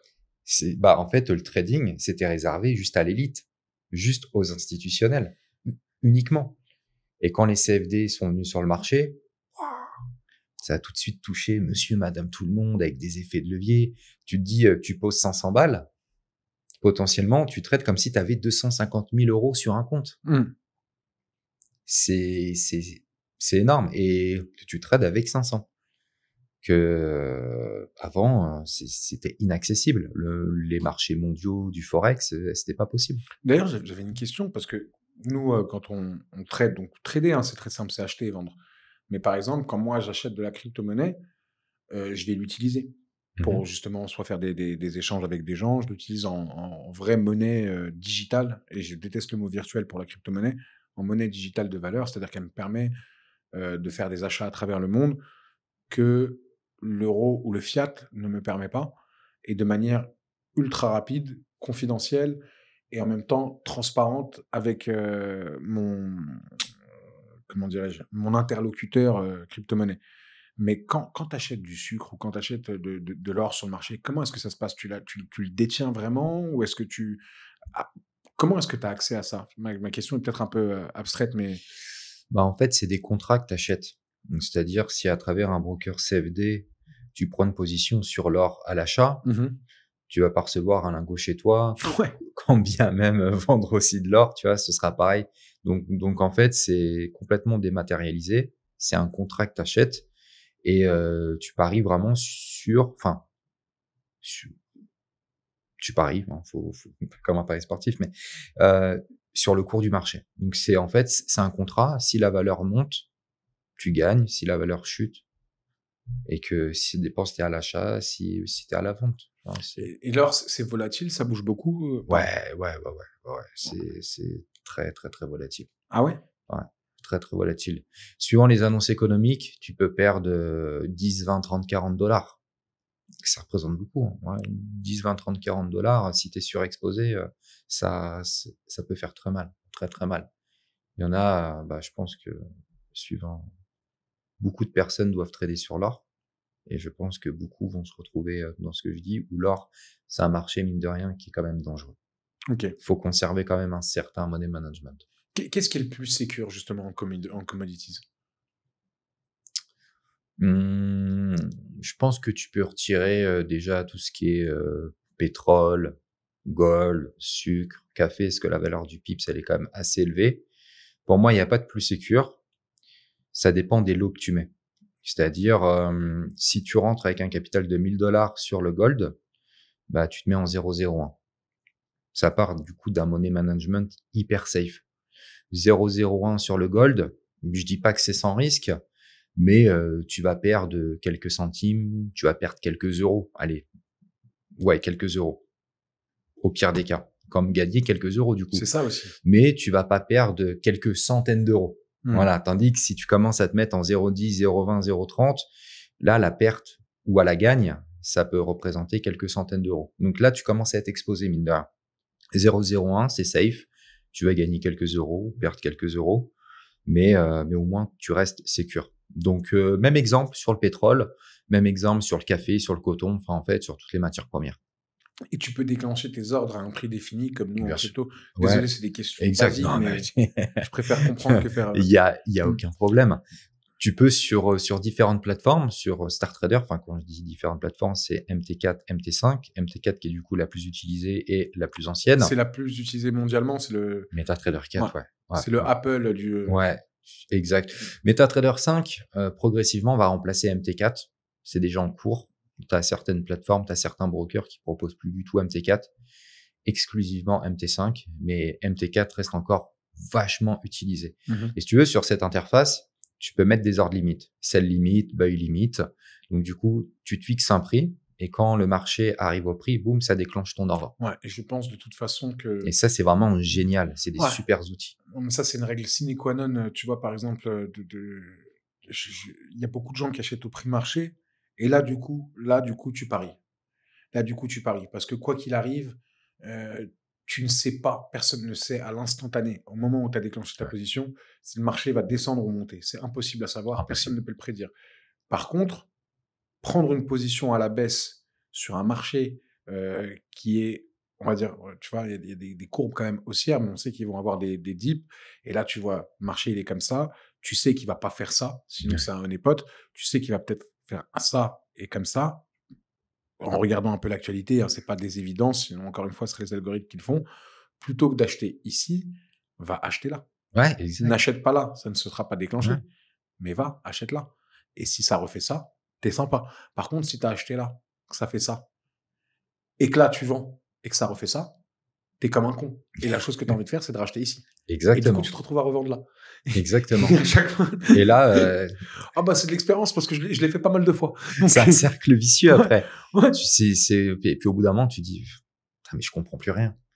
Alors que non, faut juste, effectivement, t'achètes en bas de chaque correction. Tu vois. Parce que le marché en soi, en fait, il a une tendance. Quand tu regardes vraiment en weekly, à la semaine ou au mois, tu as quand même, comment dire, tu as une tendance de fond sur le marché. Ouais.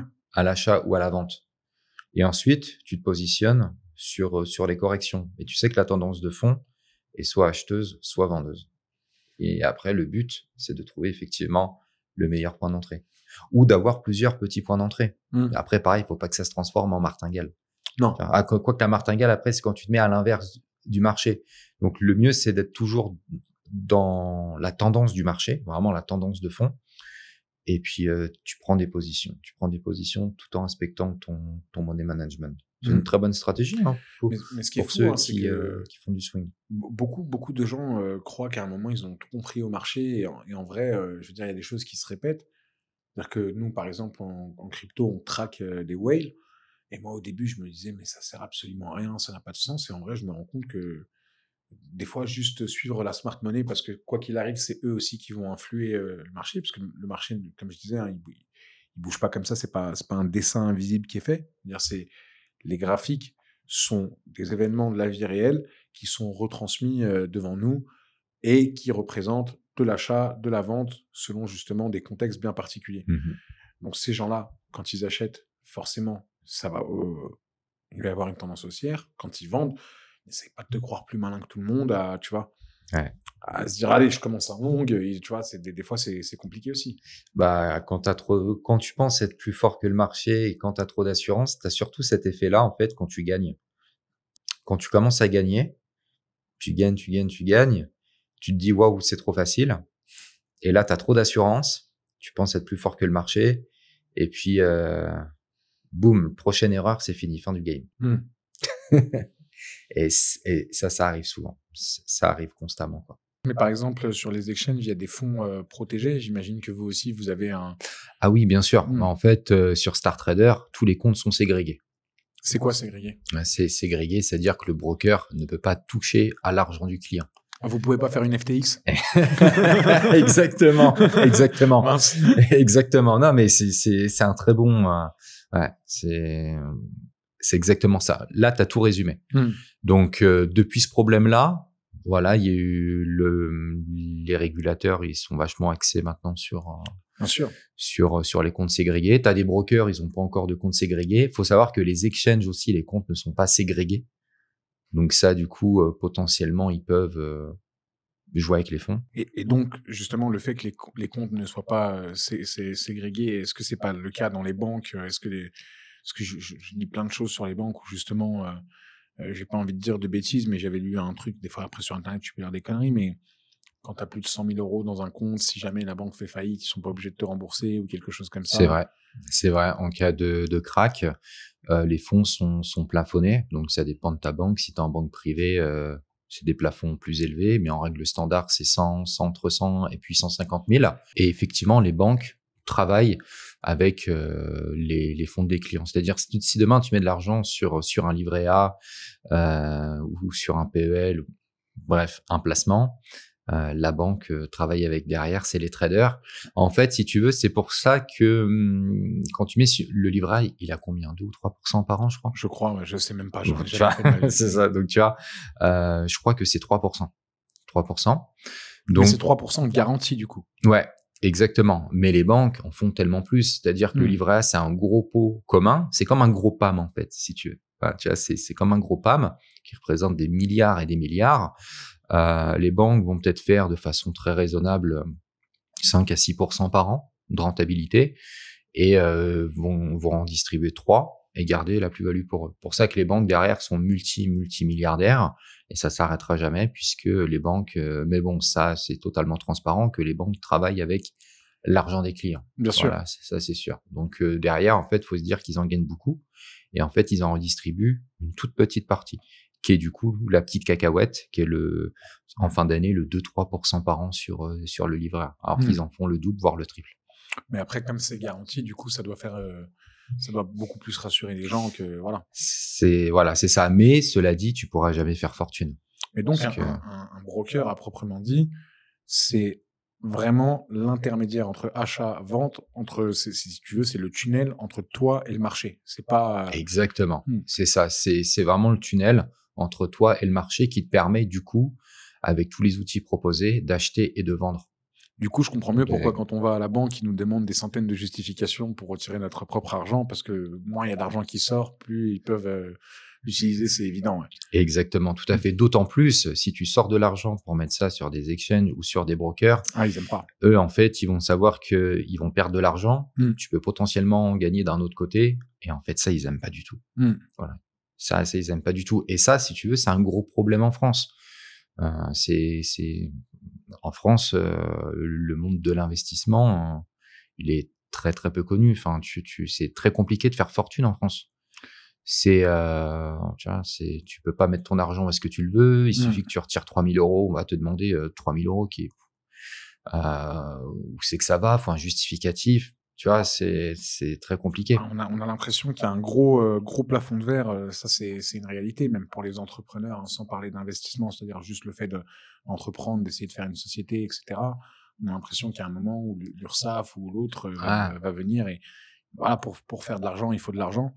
Et à un moment où on a l'impression que c'est compliqué pour les entrepreneurs classiques. Quoi. Et plus tu gagnes, plus on va t'en prendre.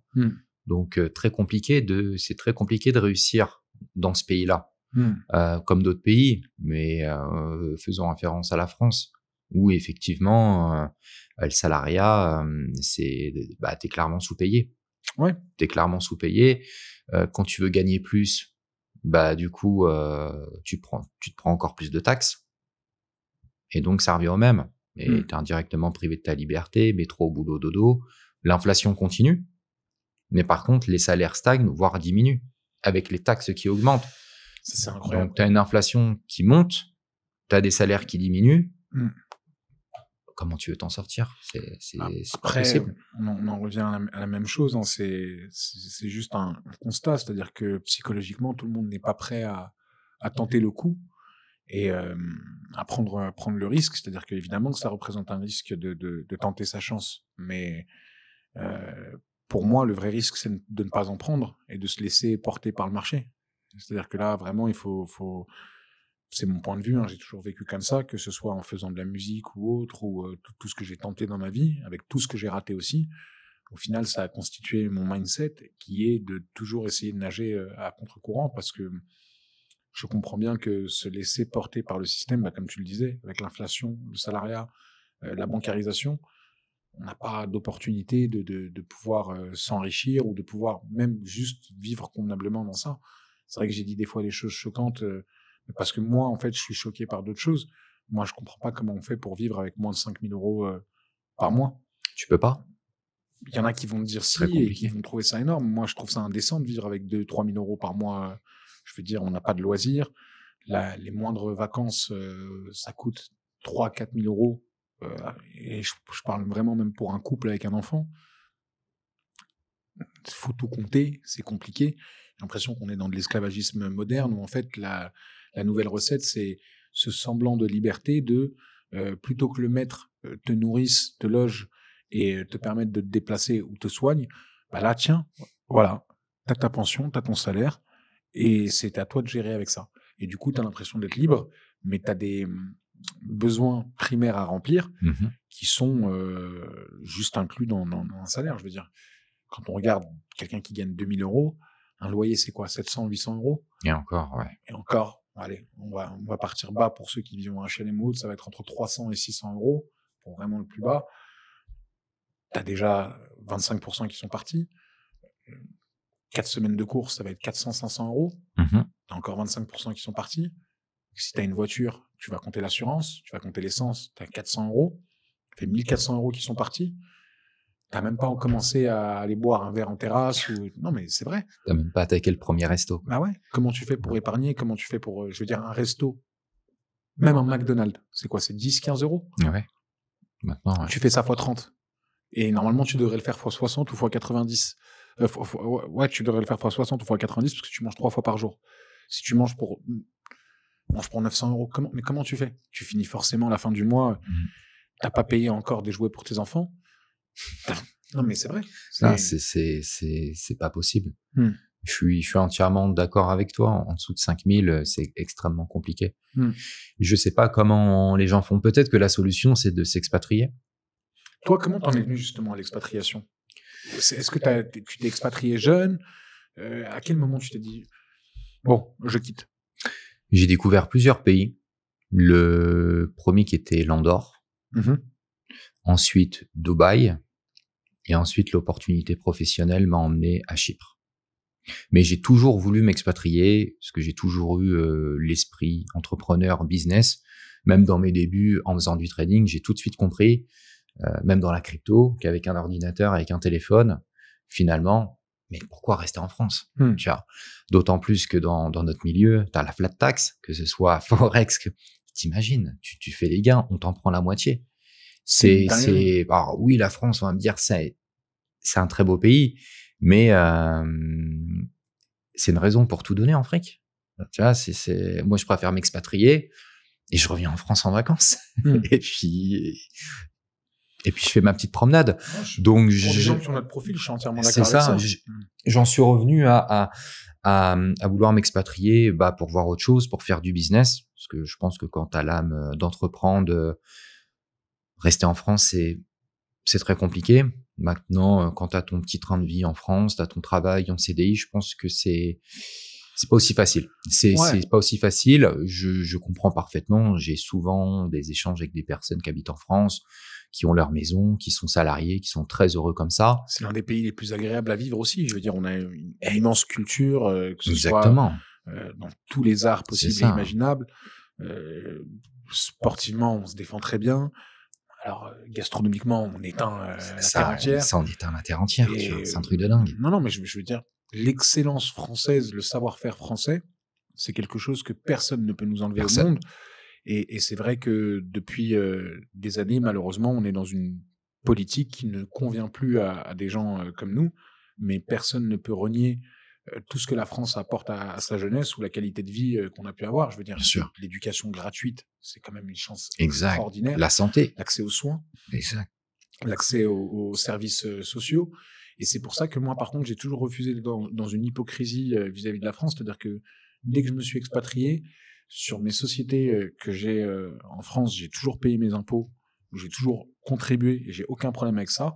Par contre, je refuse de rentrer en France pour me faire soigner. Je refuse de bénéficier de ces avantages qui sont les miens en vrai, parce que j'y ai le droit selon la juridiction.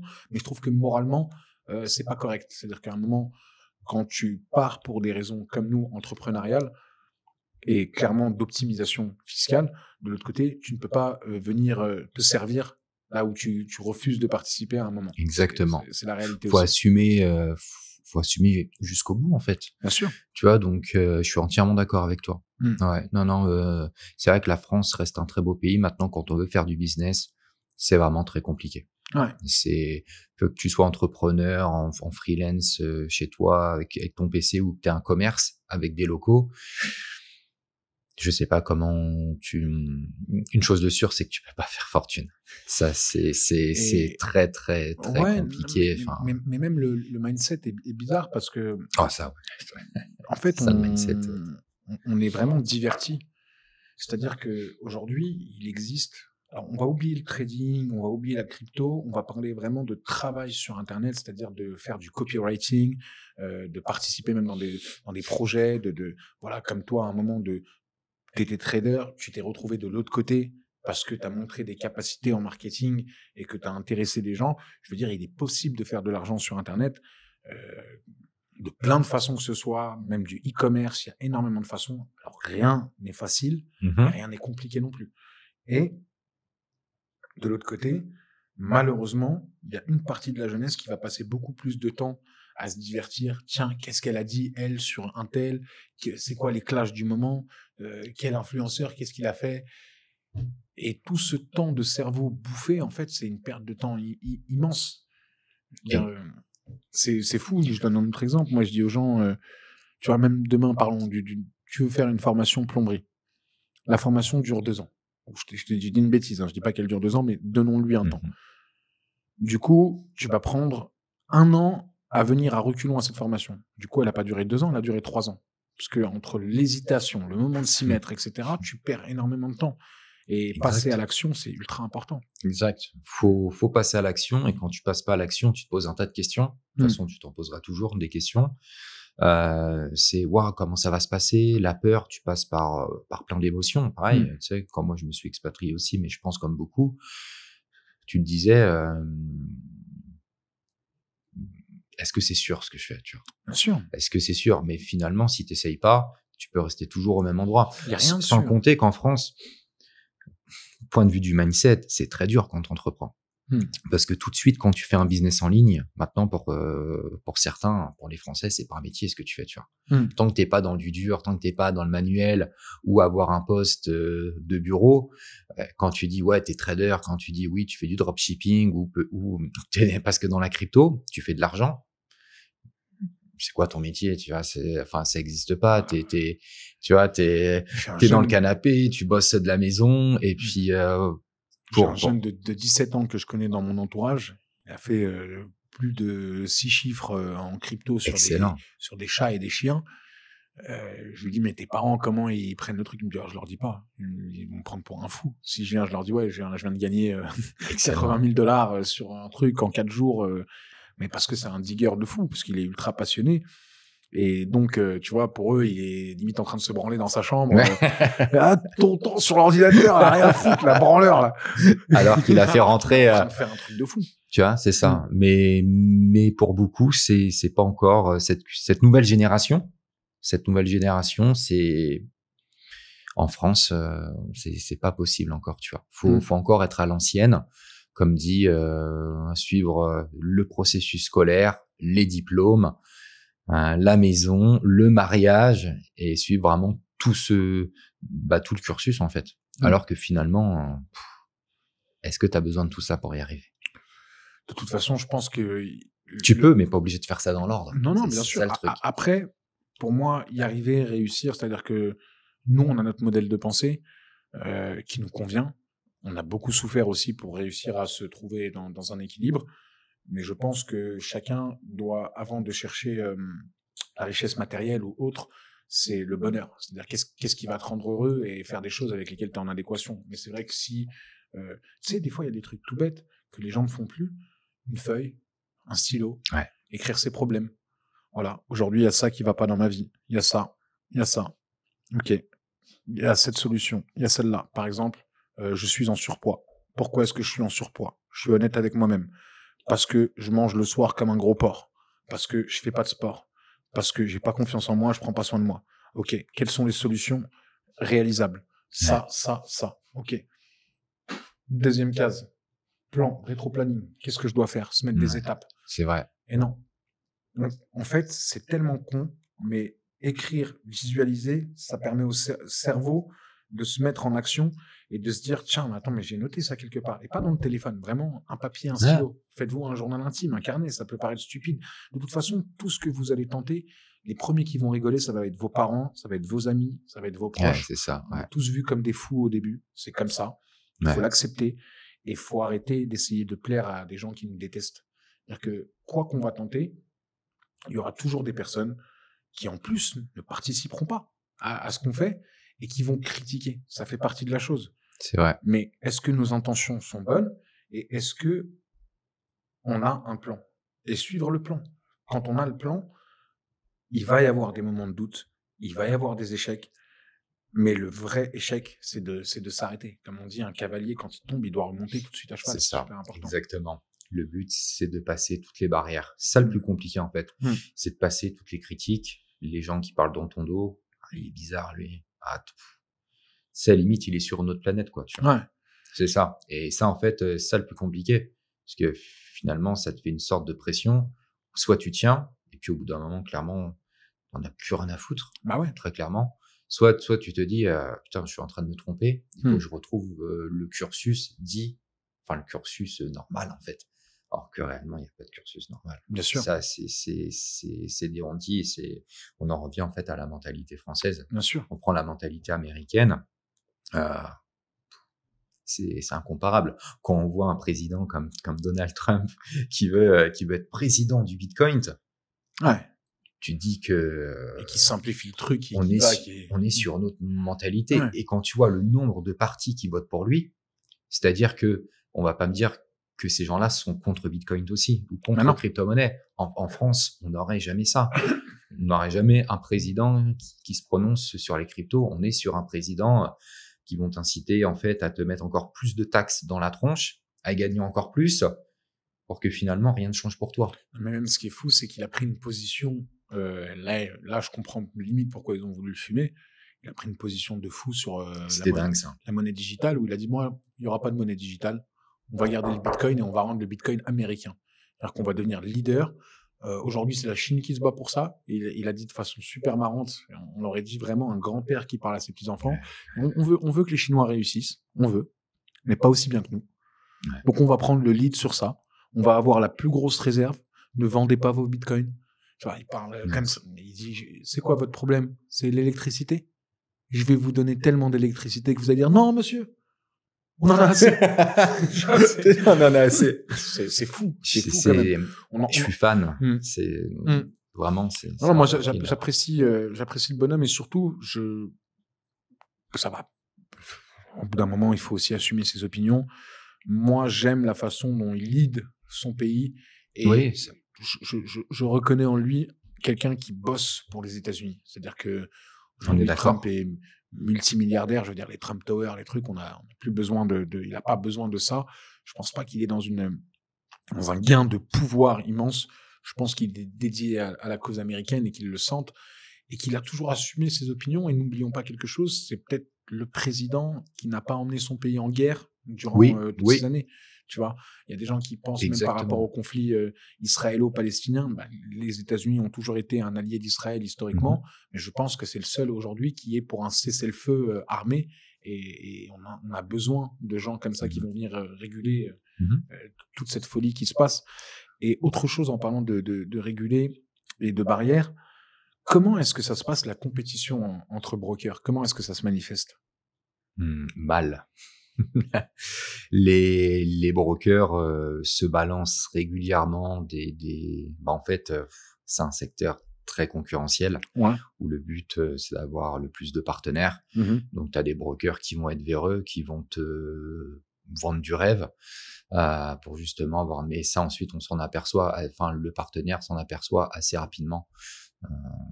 Donc ensuite tu as beaucoup de faux avis. Donc ça, les faux avis, tu peux voir passer sur les sites, énormément de bullshit, beaucoup de sites bullshit qui vont poster des faux avis pour justement descendre le broker, demander une sorte de rançon derrière. Oh, c'est trop. C'est que ça se passe dans la crypto, tu vois, quand tu disais tout à l'heure, dans la mécanique, comme quand on reproduit les mêmes trucs. C'est qu'à petite échelle, tu peux payer ce qu'on appelle des groupes de FUD. C'est-à-dire, ils arrivent, tu vois, quand tu mises sur un même coin, il y a toujours l'aspect communautaire qui prime, et donc tu vas accéder au Telegram du même coin, tu vas à ce qu'ils appellent les Américains vibe with the community. En gros, nous en français, on va juste vérifier que tout se passe bien. Et donc, il y a des VC, des salons vocales, où tu peux entendre le dev parler, ouais, on va faire ci, on va faire ça, on vise un listing sur tel exchange, etc. Et t'as des mecs qui sont payés, je te jure, ils sont payés, tu peux les payer. Ça s'appelle des groupes de FUD. Et ils sont payés pour dire de la merde sur le canal Telegram, genre ouais, ce dev-là, il a déjà rug, ce dev-là, il a fait ci, il a fait ça, ouais, dev is slow farming, truc. Et en fait, au début, moi, ça m'est déjà arrivé de vendre des positions et de voir le truc moon de ouf parce que je connaissais pas. Non, mais ça, tu vois, c'est des groupes privés qui peuvent justement facilement aussi te descendre un broker avec les avis Trustpilot, mais il y a même des sociétés privées qui sont là pour... en fait, pareil, les avis de Trustpilot, faut vraiment pacifier parce que tu peux faire appel à des sociétés qui vont te mettre des faux avis, positifs comme négatifs, qui vont réussir à te supprimer les mauvais avis, te supprimer des bons avis. Donc, Trustpilot... c'est dans les deux sens, quoi. Exactement. Donc, on fait souvent référence à ça. Mais Trustpilot, maintenant, ne veut vraiment plus rien dire. Vraiment. J'ai fait le salon FX Pro à Cyprus. Il y avait des stands qui étaient vraiment dédiés en fait à mettre des avis sur Trustpilot. Tu vois, c'est quand même assez dingue. Hein, ouais, ça fait partie de votre marché. Voilà, donc entre brokers, il y a énormément de concurrence, bon, en bien comme en mal, mais il y a des brokers qui vont chercher à mettre des faux avis, d'autres des bons, mais majoritairement, voilà, tu mets jamais de bons avis sur un concurrent. Donc voilà, faut vraiment vraiment que tout le monde comprenne ça. C'est vraiment super important. Ouais, mais dans les deux sens, du coup, c'est-à-dire bons avis ou mauvais avis. Moi, de toute façon, ce que je regarde, ça va être beaucoup l'ancienneté. par qui c'est régulé aussi, c'est-à-dire à quelle autorité mondiale c'est référé, le fonds, est-ce que c'est protégé par un fonds, est-ce que justement il y a quelque chose, et puis aussi j'aime bien faire mes tests, tu vois, par exemple, moi comme ça fait longtemps qu'on parle, je vais faire ma petite tentative sur Star Trader, voir si j'en suis capable, parce que j'ai besoin d'apprendre aussi, tu vois, et essayer de voir comment je peux m'en sortir, et donc de faire mon avis moi-même, c'est important. Exact. Tu pourras regarder d'ailleurs sur Star Trader, on a mis en place les dépôts et les retraits en crypto, mais directement connectés sur la blockchain. Okay. C'est-à-dire quand tu fais ton retrait, tu reçois ton argent instantanément. Toujours le délai de blockchain, mais ça va assez vite. Par exemple, je sais que sur un exchange classique, quand tu veux retirer tes sous, c'est entre 48 et 72 heures. Sur Star Trader, par exemple, admettons, j'ai fait du bénéfice sur de l'or, du café, n'importe quoi. C'est quoi? C'est une semaine? C'est combien de temps? Alors, si tu retires en virement par carte bancaire, tu as toujours le délai, on va dire, interbancaire qui est normal. Si tu retires en crypto, c'est instantanément, parce qu'on est connecté à la blockchain, tu peux retirer Bitcoin, Ethereum, USDT, ERC20, TRC20 sur les blockchains principales. Tu as juste un petit détail qu'il faut préciser, c'est super important, c'est que sur un broker régulé, tu as la loi anti-blanchiment d'argent. C'est-à-dire, si tu déposes $1000 par carte et que tu fais un x2, donc tu as 2000, il faut que $1000 soient retirés par carte impérativement. Et les $1000 de plus-value, tu peux les retirer comme tu veux. De même, si tu déposes en virement $1000, tu fais un x2, tu dois avoir $1000 retirés en virement. Et ensuite, le reste, c'est comme tu veux. Ça, c'est super important puisque beaucoup déposent $1000 par carte, veulent retirer en crypto. Ils disent, c'est pas possible, je vais partir en crypto. Alors que non, il n'y a pas de malentendu, d'arnaque ou quoi que ce soit. C'est vraiment cette loi qui implique, faut retirer les $1000 par carte dans le cas où tu fais pas de plus-value, par exemple. D'accord. Donc, ça, c'est vraiment super important. De toute façon, même, je le sais, quand tu veux retirer d'un exchange, quel qu'il soit, il va falloir rentrer tes coordonnées bancaires, il va falloir attendre d'être validé, il y a des régulations, et évidemment, c'est pour ça qu'il y a beaucoup de gens, par exemple, qui sont dans des trucs un peu plus obscurs, qui veulent des exchanges sans KYC, donc sans rentrer leurs coordonnées, etc. Et quand tu rentres sur quelque chose où justement il y a le KYC et tu dois rentrer tes informations, il y a aussi une période de validation sur quoi que ce soit, c'est tout à fait normal. Ouais, ça c'est les exchanges sans KYC, après c'est pas la même. Ah bah faut. T'es pas sûr de retrouver tes fonds. High risk, high reward. Exactement. Mais là tu prends des gros risques. Ah là tu prends des très gros risques. Ouais, non, le KYC c'est super important. C'est vraiment super important. C'est ce qui montre que le broker est sérieux, que l'exchange est super sérieux aussi, tu vois. Suivant les régulations derrière aussi. Bien sûr. En tout cas, franchement, Marc, c'était super intéressant de pouvoir parler de toi ici. Moi, j'ai envie d'essayer. Donc, je vais commencer parce que je pense que la crypto, c'est très bien, mais ça m'a ouvert l'esprit vers d'autres choses. Et j'ai envie de commencer à voir un petit peu sur les commodities et commencer à apprendre. Donc, je pense qu'on se reverra et qu'on fera des points ensemble sur justement ce que je vais faire dans l'avenir. Et ça a été un vrai plaisir de pouvoir voir tout ça. Est-ce qu'on peut te retrouver sur les réseaux sociaux ou quelque chose pour justement des gens qui aimeraient te suivre ou te renseigner sur ce que tu fais? Parce que c'est vrai que la discussion était de qualité. Bien sûr. Bah écoute, merci à toi Sadek, et sur Instagram, Marc Blockchain, tout attaché. Très simple. Voilà. Il n'y a pas de compte, il y a un seul compte. Parce qu'il y a faire attention à ça. Il y a beaucoup de faux comptes maintenant, tu sais, sur les réseaux sociaux.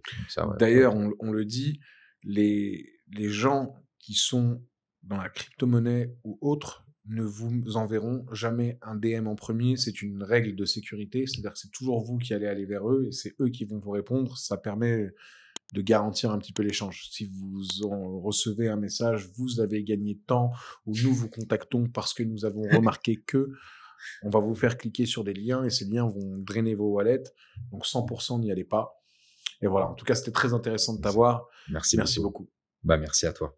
Et à très bientôt, les amis, pour un prochain épisode de Paradoxal.